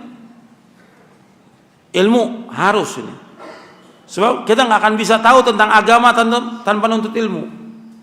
Sebab Nabi bersabda SAW, "Wa man salaka tariqan yaltamisu fihi ilman, sahalallahu bihi tariqan ilal jannah." Barang siapa yang berjalan untuk menuntut ilmu, Allah mudahkan jalan ke surga. Ini wajib. Setiap muslim dan muslimah wajib menuntut ilmu syar'i. Talabul ilmi faridatun ala kulli muslimin. Menuntut ilmu wajib setiap muslim, wajib. Yang dikaji dalam talabul ilmi itu apa? Yang dikaji dalam talabul ilmi itu apa? Cerita, dongeng, apa? Baca, berjanji, atau apa? Dalam kajian itu apa yang dikaji? Dari ilmu itu yang dikaji apa? Quran dan Sunnah. Perhatikan tuh, dalilnya Quran sama hadis Nabi, harus dibawakan dia. Kan banyak orang yang ngaji 10 tahun ngaji nggak pinter-pinter. Kenapa? Ya cuma itu aja yang dibawakan. Dongeng lagi. Kata orang, kata kiai, kata ajengan. Ini harus tinggalkan. Agama Islam, agama ilmu, agama dalil, agama hujjah, bukan dongeng, bukan cerita. Dalilnya mana? Makanya nuntut ilmu jalan surga kalau yang dikaji Quran wa sunnah ala fahmi salaf. Kalau disebutkan ilmu itu Quran dan sunnah. Perhatikan itu. Dalil. Makanya kita nggak boleh ikut-ikutan dalam kita beragama. Justru akan berat nanti di hari kiamat. Karena Allah mengatakan wala taqfu ma laisa laka bi ilmun inna sam'a wal basar wal fuada kullu ulaika kana mas'ula. Jangan kamu ikut apa yang kamu tidak tahu, karena sungguh pendengaran mata nanti akan ditanya oleh Allah Taala. Semua akan ditanya oleh Allah. Makanya perhatikan, jangan ikut-ikutan dalil. Agama Islam agama dalil, agama hujjah. Ketika nuntut ilmu, ya dalil yang dikaji itu. Ada kitabnya jelas. Kitabnya yang berisi dalil. Itu yang dibacakan oleh ustadznya, dijelaskan oleh ustadznya dengan pemahaman yang benar. Itu harus penting dalam kita tahu. Karena harus nuntut ilmu. Nggak bisa orang itu tiba-tiba jadi orang alim, nggak mungkin. Harus belajar. Seorang penuntut ilmu paling nggak dia harus hadir setiap pekan itu thalabul ilmi. Saya mau tanya kepada antum, nuntut ilmu itu ibadah bukan? Ibadah. Semua pekerjaan, usaha, dagang, kuliah dan yang lainnya harus bisa mendukung ibadah kita kepada Allah ini. Jangan korbankan ibadah kita nuntut ilmu ini dengan kerjaan, dengan tugas, dengan dagang, dengan kuliah, dengan praktek dokter segala macam. Jangan dikorbankan. Ini ibadah nuntut ilmu. Harus kita luangkan waktu kita sepenuhnya untuk ibadah kepada Allah Taala. Luangkan waktu baca Quran juga kita luangkan waktu. Waktu juga untuk baca buku-buku yang bermanfaat. Luangkan waktu. Minimal seorang penuntut ilmu 4 jam dia baca. Itu penuntut ilmu, apalagi ustadz. Jangan ustadz banyak ceramah. Ustadz banyak baca, banyak menuntut ilmu. Ngajar wajib bagi dia, tapi dalam rangka mendidik umat ini di atas agama yang benar. Di atas akidah yang benar, di atas manhaj yang benar, agar umat ini mentauhidkan Allah, menjauhkan syirik. Agar umat ini melaksanakan sunnah, menjauhkan bid'ah. Itu yang diajarkan kepada umat. Agar umat ini mentaati Allah, menjauhkan perbuatan dosa dan maksiat. Itu namanya dakwah. Ajak mereka untuk beriman kepada Allah. Iman itu dakwah. Jadi harus jelas ini. Ini nuntut ilmu jelas, belajar juga kita jelas. Sebab dulu para ulama ketika nuntut ilmu jelas dulu siapa nih, sama siapa kita nuntut ilmu. Sampai dikatakan oleh Muhammad bin Sirin rahimahullah, inna hadzal ilma dinun fanzuru amman ta'khuduna dinakum. Ini ilmu ini agama. Lihat kepada siapa kamu belajar. Enggak sembarangan orang, kita sembarangan orang belajar ini. Enggak jelas. Cuma taunya di YouTube. Dipanggil, suruh ngisi. Ini orang bodoh, jahil. Orang menuntut ilmu dulu para ulama tahu dulu dia bagaimana akidahnya, bagaimana manhaj, bagaimana kehidupannya, bagaimana akhlaknya, sampai sholatnya mereka lihat dulu, baru belajar. Bukan sekedar bagus retorikanya, ceramah di panggung, bukan. Tapi bagaimana akidahnya, bagaimana ibadahnya, bagaimana akhlaknya. Itu penting dalam kita belajar agama ini. Supaya kita nggak sesat. Karena kita ingin selamat. Dengan nuntut ilmu ini kita selamat dunia, akhirat. Itu yang kita penting dalam trouble ilmi, bukan sekedar nuntut ilmu. Sampai sini jelas? Ya. Ini kalau ilmu aja panjang, ya. Nah, ilmu aja tentang adabnya, bagaimana kita menuntut ilmu, bagaimana kita bagi waktu, itu panjang. Dan bisa baca buku Menuntut Ilmu Jalan Surga atau Panduan Menuntut Ilmu. Kemudian di antara amal masukkan surga yang Allah ulang-ulang dalam Al-Quran, iman, amal soleh, iman, amal soleh, iman, amal soleh. Itu Allah ulang-ulang. Bahkan sejak awal di surah Al-Baqarah Allah menyebutkan wabasyiril ladzina amanu wa amilus solihati annalahum jannat, bukan satu, jannat. Allah sebutkan wabasyiril ladzina amanu, di awal-awal di surah Al-Baqarah Allah sebutkan berikanlah kabar gembira wabasyiril ladzina amanu wa amilus solihati annahum jannatin tajri min tahtil anhar. Berikanlah kabar gembira kepada orang beriman dan beramal soleh, bagi mereka surga-surga yang mengalir di bawahnya sungai-sungai.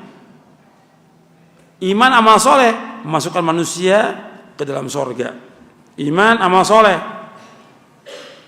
Allah sebutkan lagi dalam ayat yang lain, walladzina amanu wa aminus solihati ulaika ashabul jannah hum fiha khalidun.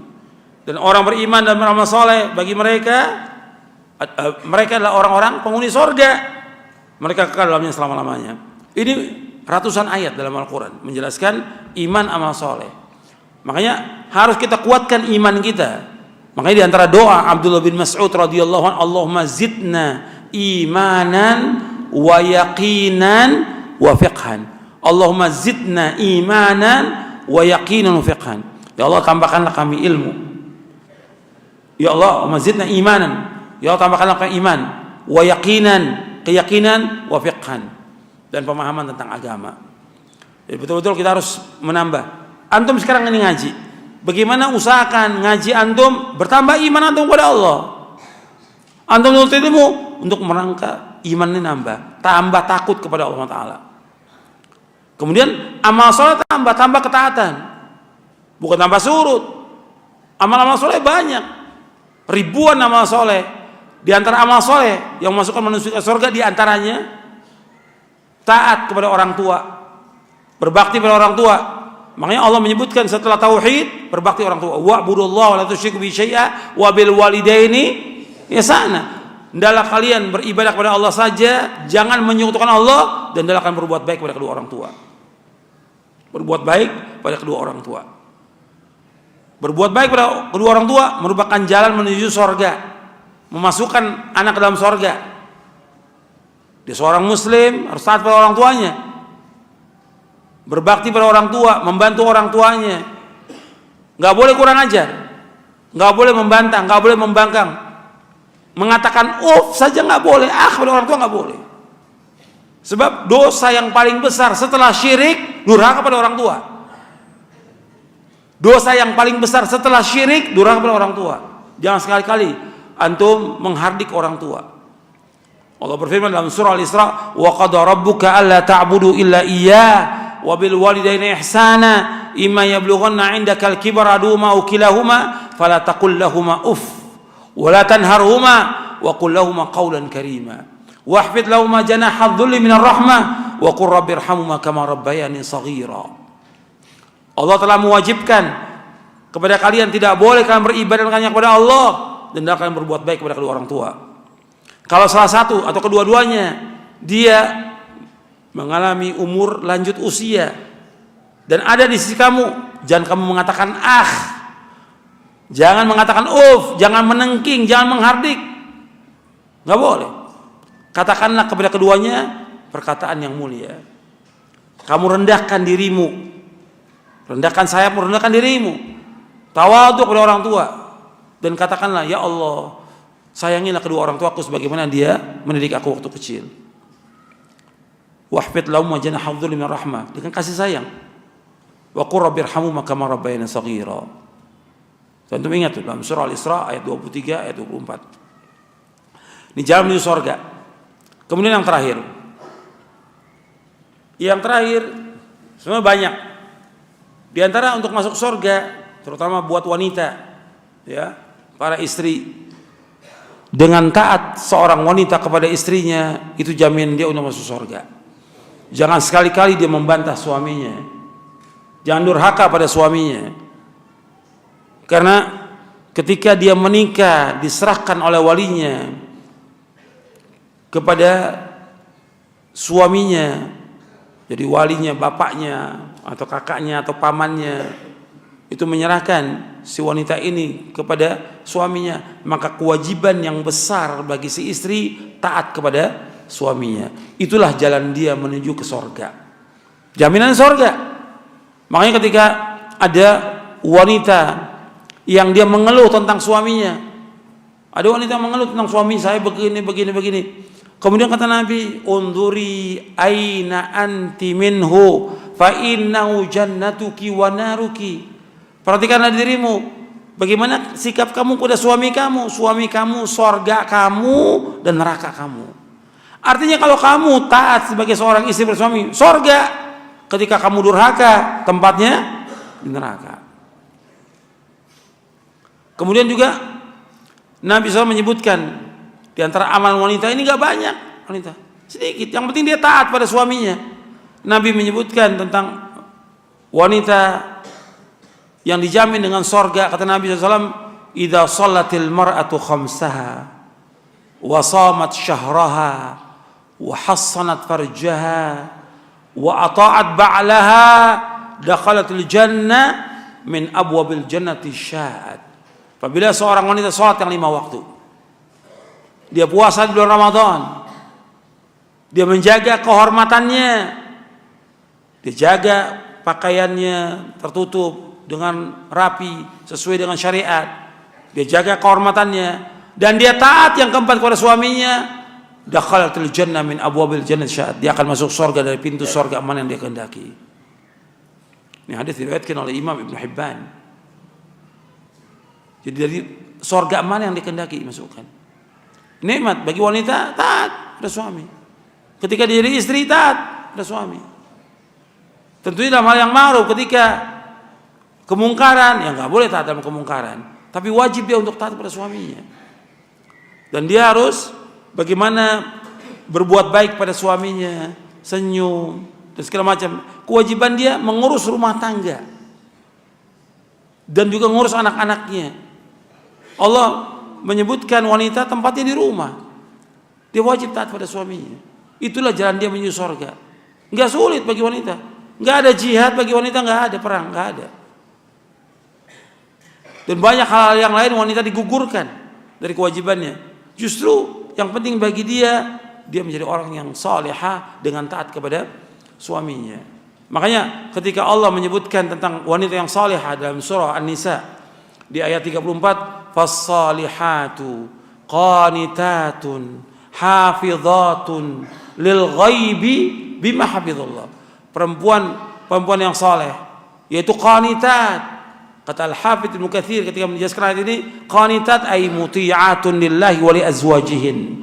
Itu wanita yang taat kepada Allah dan taat pada suaminya.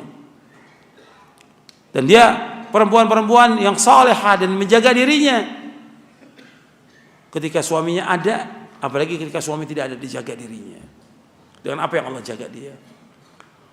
Ya itu aja yang perlu saya sampaikan. Ini banyak sebenarnya, ratusan bahkan mungkin ribuan yang memasukkan manusia ke surga. Tapi jalan ini harus kita tempuh sesuai dengan syariat. Harus sesuai dengan Quran, harus sesuai dengan sunnah. Nggak bisa ketika orang berbuat syirik, berbuat bid'ah, diingatkan, kemudian dikatakan, ya ini urusan masing-masing aja, nanti kita ketemu di surga. Ketemu di surga, ente yakin masuk surga? La haula wala quwwata illa billah. Dari mana ente tahu masuk surga? Dari mana ente tahu masuk surga? Jalannya ente nggak tempuh. Kan wajib menempuh jalannya. Seperti ada pepatah mengatakan tentang orang yang mengatakan dirinya masuk surga, dia nggak menempuh jalannya. Kata pepatah itu, tarjun najata walam tasluk masalikaha inna safinata la tajri alal yabas. Engkau ingin selamat, tapi engkau nggak menempuh jalannya untuk selamat itu. Nggak mungkin namanya perahu jalan di atas daratan, nggak mungkin. Kecuali kalau banjir. Allah musta'an. Jadi ada orang-orang yang kadang-kadang udah jelas salah, udah jelas syirik, udah jelas bid'ah, udah kamu nggak usah nasihat. Nanti kita ketemu di sorga. Loh sekarang ini justru kita menentukan jalan kita benar atau tidak. Nggak bisa di sana. Antum tahu masuk sorga dari mana? Kan dari sekarang. Nabi ketika menentukan orang masuk sorga, Nabi sebutkan dia karena diberitahu oleh Allah Taala. Dan antum lihat amalnya mereka. Sahabat yang masuk sorga, lihat amalnya mereka bagaimana. Enggak kita lihat orang berbuat syirik beda, nanti kita ketemu nanti di sorga. Ini kalimat-kalimat yang menyesatkan dan kesombongan, mengikuti hawa nafsu. Seorang mukmin ketika bawakan dalil, sami'na wa ta'na, jangan tolak, jangan sombong, jangan angkuh. Banyak orang-orang yang angkuh, dibawakan keterangan ini hujjah, ini dalil, ikuti hawa nafsu. Ketika hawa nafsu yang diikuti, sesat, pasti sesat sudah. Kalau sesat, tempatnya di mana? Neraka, kata Allah dalam Al-Quran. Bukan kata saya, kata Al-Quran. Jadi ini kadang-kadang orang sombong. Gitu. Sudah diingatkan tentang kesyirikan, tentang bid'ah, nggak mau. Bahkan terus dia mempertahankan syirik dan bid'ahnya dan bangga. Ini kesombongan, ini keangkuhan, ini ittiba'ul hawa, mengikuti hawa nafsu. Ini kesesatan. Jelas sampai sini? Mudah-mudahan bermanfaat. Wassalamualaikum warahmatullahi wabarakatuh. Bagaimana kita mendakwai keluarga supaya dapat mengikuti pengajian yang benar, pengajian tauhid? Ya, kita kan hanya mengajak supaya dia mau ngaji. Antum tinggal berusaha semaksimal mungkin dan juga doa kepada Allah Taala agar Allah membukakan hati, apakah itu saudara, kakak, adik, atau orang tua, supaya dia mengikuti kebenaran. Dan itu proses dan waktunya lama. Antum lihat bagaimana usaha Nabi SAW mendakwakan pamannya, tapi menolak sampai pamannya yang menolong dakwah Nabi mati dalam keadaan kafir. Siapa? Abu Thalib. Artinya Nabi sudah terus berusaha mendakwakan. Ya antum usaha dakwah. Ketika mereka udah nggak mau terima dakwah, ya kita sabar. Perlu waktu. Kayak Nabi Ibrahim, waktunya lama itu mendakwakan keluarganya.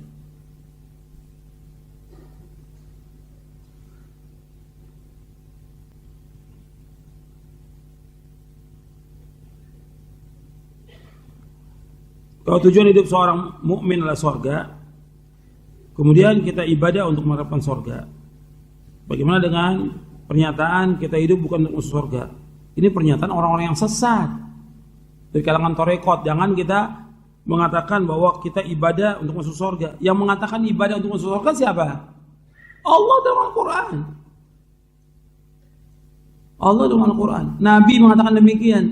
Nuntut ilmu ibadah bukan? Ibadah. Nabi menyebutkan tentang surga atau tidak? Ya.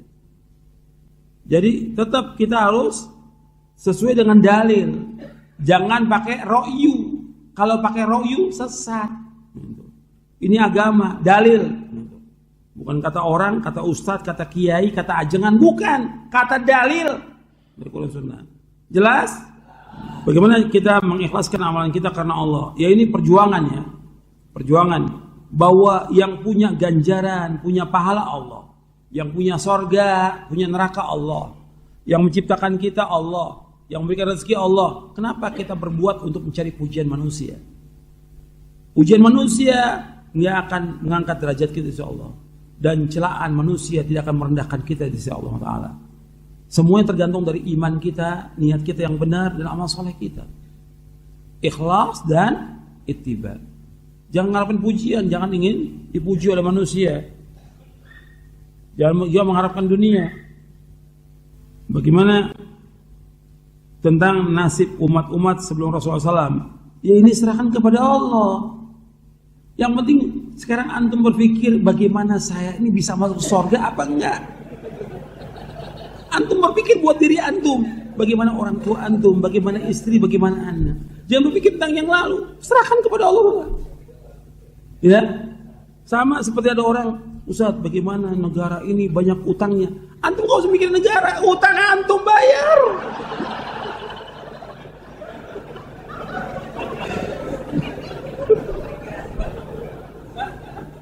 Sekarang kan lagi orang sibuk kan mikirin utang negara. Antum bikin utang antum bayar. Udah selesai. Allahumma sholli ala Muhammad. Bila orang tua sudah mendoakan anaknya, baik dalam sholat tahajud maupun waktu-waktu yang mustajab, anak belum berubah dari tingkah lakunya yang buruk. Nah bagaimana? Ya tetap orang tua harus berusaha bagaimana mengajak anaknya ke surga, mengajak istri ke surga. Karena tanggung jawab dia.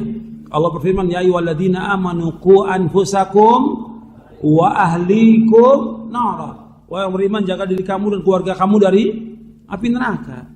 Jaga diri dan keluarga dari api neraka. Jadi dia harus betul-betul bagaimana mendidik istrinya, anaknya di atas kebenaran. Sekarang kalau terjadi orang tua ini dulunya banyak dosa, banyak maksiat, taubat ya kepada Allah. Tapi dosa dan maksiat itu punya pengaruh kepada anak-anaknya, sehingga anak-anaknya belum berubah. Ya tetap dia berusaha mendakwakan. Meskipun dengan agak keras sedikit nggak apa-apa. Karena kita tujuannya untuk menyelamatkan anak ini. Kalau sudah berusaha tapi tetap dia nggak mau, apalagi dia sudah dewasa, yaitu kewajiban kita nggak berhenti. Artinya Nabi sendiri, hatta untuk sholat yang sunat aja tahajud, Nabi ketok pintunya Fatimah dan Ali bin Abi Thalib. Itu sunat, apalagi yang wajib. Jangan kemudian kita jadikan contoh Nabi Nuh. Nabi Nuh udah berdakwah. Nabi Nuh dakwah berapa tahun? 950 tahun. Antum ingatkan istri baru berapa kali? Ingatkan berapa kali? Nabi Nuh mendakwahkan kaumnya, kemudian juga anaknya, terus menerus sampai anaknya tidak mau untuk ikut di kapalnya Nabi Nuh. Dia ingin naik ke gunung. Sampai Nabi Nuh minta kepada Allah agar selamatkan anaknya. Apa kata Allah? Innahu laysa min ahlik. Itu bukan anakmu. Pisah sudah. Kenapa? Kafir dia. Bukan anakmu lagi. Jadi kita tetap usaha bagaimana anak ini berubah. Nggak bisa dengan doa aja, harus dengan sikap. Makanya sejak kecil tuh anak dididik. Jangan sayang tapi sayangnya salah. Boleh kita agak keras sedikit tapi untuk kebaikan dia. Kebaikan. Bagaimana dia mentaati orang tua. Jangan dia kurang ajar pada orang tuanya. Itu ajarkan seperti itu pada anak. Ajarkan adab pada dia. Makanya ketika Ali bin Abi Thalib menafsirkan ayat Qu anfusakum wa ahlikum, apa kata Ali radhiyallahu? Alimu anfusakum wa ahlikumul khaira wa adibuhum. Ajarkan keluarga kamu, istri kamu, anak kamu ilmu yang bermanfaat dan ajarkan adab kepada mereka. Adab ajarkan. Bagaimana sikap kita? Sebagai anak kita ingin menuntut ilmu, tapi orang tua malah menyuruh kita untuk melakukan perbuatan yang tidak bermanfaat. Ya diingatkan, Pak ini saya mau berangkat menuntut ilmu yang insya Allah bermanfaat buat saya, buat kedua orang tua, buat keluarga dan yang lainnya. Jelaskan, karena orang tua belum paham. Jelaskan baik-baik supaya dia menerima. Bagaimana pendapat Ustadz tentang panitia yang mengarahkan atau menertibkan jamaah taklim ketika taklim berlangsung sehingga panitia tidak turut menyimak isi taklim? Panitia membantu dalam kajian bagus, tapi dia wajib untuk menuntut ilmu. Dia wajib untuk mendengarkan. Jadi ketika dia ikut dalam panitia mengatur saf dan segala macam, itu boleh sebelum dimulainya acara. Ketika ustadz sudah mengucapkan salam, sudah mengucapkan alhamdulillah, sudah diam semuanya. Panitia semua diam. Karena kalau semua yang lain wajib mendengar, panitia lebih wajib lagi. Perhatikan tuh. Kalau semua disuruh mendengar, panitia lebih wajib lagi. Jangan disibukkan dengan segala macam panitia. Jangan kemudian panitia mengatakan, oh kalau saya kan panitia nggak wajib. Dia lebih wajib dari yang lain. Lo antum yang undang orang ke sini, kok antum nggak ngaji? Berarti antum bukan panitia, calo. Bukan panitia. Kalau panitia betul-betul dia betul-betul bagaimana mendengar kajian itu, memahami kajian itu, mencatat, menulis dan berusaha untuk mengamalkan. Kan banyak panitia, dia sibuk sendiri tapi dia nggak dapat ilmu sama sekali. Gak boleh dalam Islam seperti itu. Dia ngajak orang ke sorga, dia nggak mau masuk sorga. Itu perhatikan tuh untuk semua panitia. Makanya saya sering ingatkan dalam tablik akbar saya, panitia duduk, dengarkan, jangan disibukkan dengan yang lain. Kecuali kalau ada hal yang memang perlu bantuan dia, main listrik mati, dia harus bergerak, harus dia. Atau air habis, dia harus membantu bagaimana supaya ada air orang untuk wudhu. Tapi ketika nggak ada apa-apa, tuh diam, duduk dia. Dengarkan baik-baik. Itu kewajibannya dia. Kan banyak juga panitia sibuk dengan ngatur parkir mobil segala macam. Parkir suruh orang bayar. Suruh orang. Gak usah panitia parkir mobil. Dia harus dengarkan pengajian dari awal sampai selesai. Ada manfaat. Nggak ada kan panitianya punya ini arsip rekaman. Nggak manfaat. Udah berlalu waktu. Waktu yang ada itulah waktu kita. Yang sebelumnya bukan waktu kita. Yang akan datang bukan punya kita. Kita nggak tahu hidup atau tidak. Yang sekarang inilah milik kita. Ini yang kita gunakan. Ini yang akan ditanya dari kiamat nanti. Jelas? Nah, bagaimana kita memilih ustadz supaya kita kokoh di atas masalah di tengah banyaknya fitnah? Ya, untuk tahu tentang ustadz, ya tanya pada ustadz. Tahu ustadz ini mengikuti mana salaf, ustadz ini benar, ustadz ini boleh kita terima dengan tidak. Yang tahu siapa? Ustadz. Yang tahu tentang dokter, ya dokter. Yang tahu tentang insinyur, ya insinyur. Jadi jangan tanya kepada orang awam. Yang sekarang ini yang nyeleksi ustadz orang awam. Orang awam ngerti apa? Akhirnya yang datang rusak ini. Panitia-panitia pengajian juga banyak yang awam. Mesti yang jadi panitia pengajian itu ustadz, bukan orang awam, bukan ibu-ibu juga. Jadi harus ustadz supaya apa? Yang dipanggil betul-betul ustadz yang akidahnya benar, manhajnya benar, supaya kita betul-betul mendapatkan ilmu manfaat. Karena kan banyak yang dipanggil, ya mantan pendeta. Ngerti apa mantan pendeta? Ketika dia masuk Islam dari pendeta, kewajiban dia apa pertama kali? Untuk ilmu belajar. Dari ilmu yang harus belajar yang pertama kali tentang apa? Tauhid kepada Allah. Belajar dulu. Dan waktunya belajar nggak bisa sehari 2 hari. 10 tahun paling nggak minimal dia belajar. Baru dia jadi dai. Nggak bisa sekarang orang belajar sekarang di mana-mana orang baca buku sedikit udah ceramah. Ini banyak seperti ini. Ini dai-dai jadi-jadian namanya seperti ini. Nggak boleh kita belajar. Ada yang tukang lawak, ada ini segala macam. Nggak boleh kita belajar. Tahu akidah yang benar, mana yang benar. Supaya kita mendapatkan ilmu bermanfaat. Karena kita ingin dengan ilmu ini kita paham tentang agama. Kita meyakini agama kita benar dan kita paham. Kemudian kita bisa amalkan yang dengan amal itu ikhlas dan ittiba masukkan kita ke surga. Itu. Bukan bagaimana mendengarkan ustadz ini. Ustadz ini kayaknya bagus deh. Kayaknya. Jadi bukan tahu benar tentang dia. Akhirnya apa? Yang dibawain ya segala macam deh yang nggak jelas. Jadi pertanyaan mestinya nggak usah ditanyakan ya. Apa yang mengharuskan suami menceraikan istri? Kenapa antum nggak tanya bagaimana supaya rumah saya tangga saya rukun? Kok antum pengen cerai? Bagaimana supaya rumah tangga Ustaz saya bisa rukun? Ya harus saling memahami, harus saling memaafkan. Harus saling mengingatkan. Kok antum belum apa-apa udah bagaimana ceraikan istri? La haula wala quwwata illa billah. Antum ketika nikah itu mengambil perjanjian yang sangat kokoh, mitsaqan ghalidha. Perjanjian yang sangat kokoh. Tujuannya untuk membina istri ini menjadi salihah, sakinah, mawaddah, warahmah, punya keturunan yang saleh. Itu tujuan rumah tangga. Bukan bagaimana menceraikan istri. Ini nggak benar ini pertanyaan.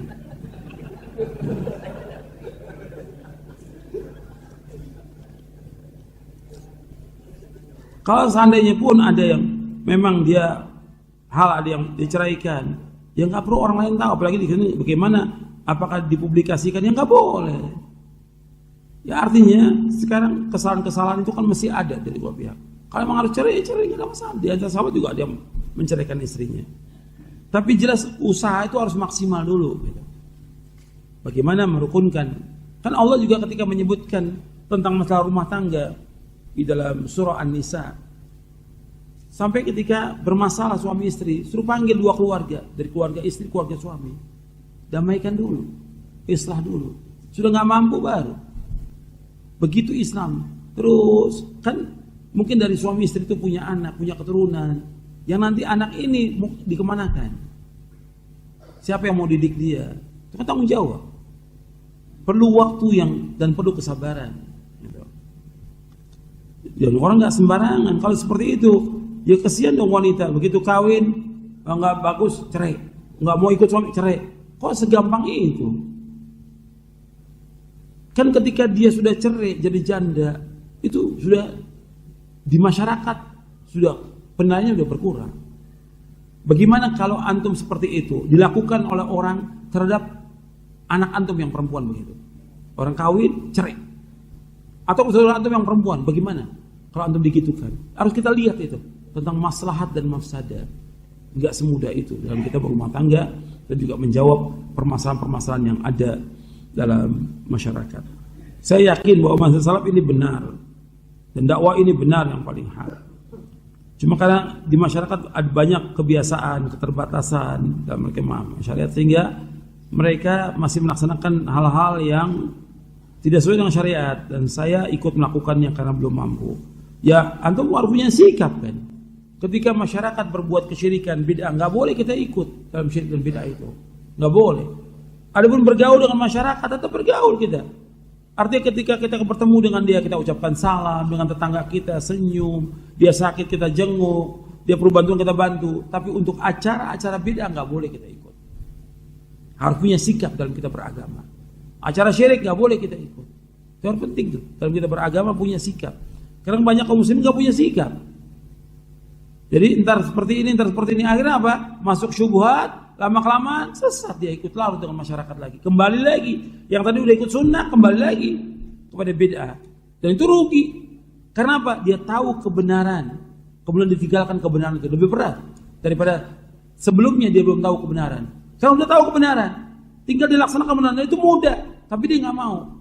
Kenapa? Faktor masyarakat, celaan di masyarakat, cobaan, ujian itu tidak berat gitu. Ya, meskipun kita merasakan berat dibandingkan dengan siksaan neraka, berat mana? Neraka. Dengan azab Allah, lebih berat azab Allah. Makanya ada orang-orang yang dibikin ujian oleh Allah, dia menganggap siksaan manusia seperti siksaan Allah. Ka'adzabillah.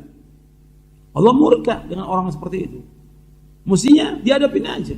Tetap masyarakat, nggak semua orang itu akan cinta kepada kita, nggak mungkin. Makanya dikatakan oleh Imam Syafi'i, ridwan nas ghayatun la tudrak. Keridhaan manusia sesuatu yang nggak mungkin bisa dicapai, nggak mungkin bisa tercapai keridhaan manusia ini. Mesti ada orang yang redha dengan kita, ada orang yang tidak suka dengan kita, yang benci dengan kita. Pasti dalam kehidupan. Sekarang saya ambil contoh. Orang yang paling baik akhlaknya siapa? Rasulullah SAW. Apa semua orang di Mekah cinta pada Nabi? Apa semua orang di Madinah cinta pada Nabi? Enggak. Ada yang mencintai beliau, ada yang membenci beliau. Kaum musyrikin membenci beliau. Yahudi di Madinah berusaha bagaimana meracun Nabi supaya Nabi mati. Sampai kau ucapkan salam, assalamualaikum. Kematian buat kamu, orang Yahudi. Sampai seperti itu. Padahal akhlaknya beliau luar biasa. Maka dalam kita beragama, dalam kita mendakwakan kebenaran, pasti ada yang musuhi kita, pasti. Para nabi, para rasul, mesti ada musuhnya. Begitu juga orang-orang pewaris para nabi, para ulama, para dai yang itu jejak Quran Sunnah, mesti ada musuhnya. Wa kadzalika ja'alna likulli nabiyyin aduwan minal mujrimin. Wa kafa bi rabbika hadiyan wa nasira. Demikian menjadikan setiap nabi itu punya musuh. Siapa? Orang-orang mujrimin yang jahat. Dan cukup Allah sebagai penolong. Jelas? Saya pikir cukup sampai di sini kajian kita. Itu yang bisa saya sampaikan karena kita persiapan untuk sholat maghrib. Mudah-mudahan bermanfaat untuk kita semuanya. Dan insya Allah besok kita lanjutkan. Untuk kita cukup sampai di sini. Mudah-mudahan yang sedikit ini bermanfaat. Dan mudah-mudahan Allah memberikan kepada kita ilmu yang bermanfaat. Memberikan hidayah taufik untuk melakukan amal-amal saleh. Memberikan keberkahan. Dan mudah-mudahan Allah memudahkan kita untuk masuk ke dalam surganya. Amin ya rabbal alamin. Subhanakallahumma bihamdika asyhadu an la ilaha illa anta astaghfiruka wa atubu ilaik. Assalamualaikum warahmatullahi wabarakatuh.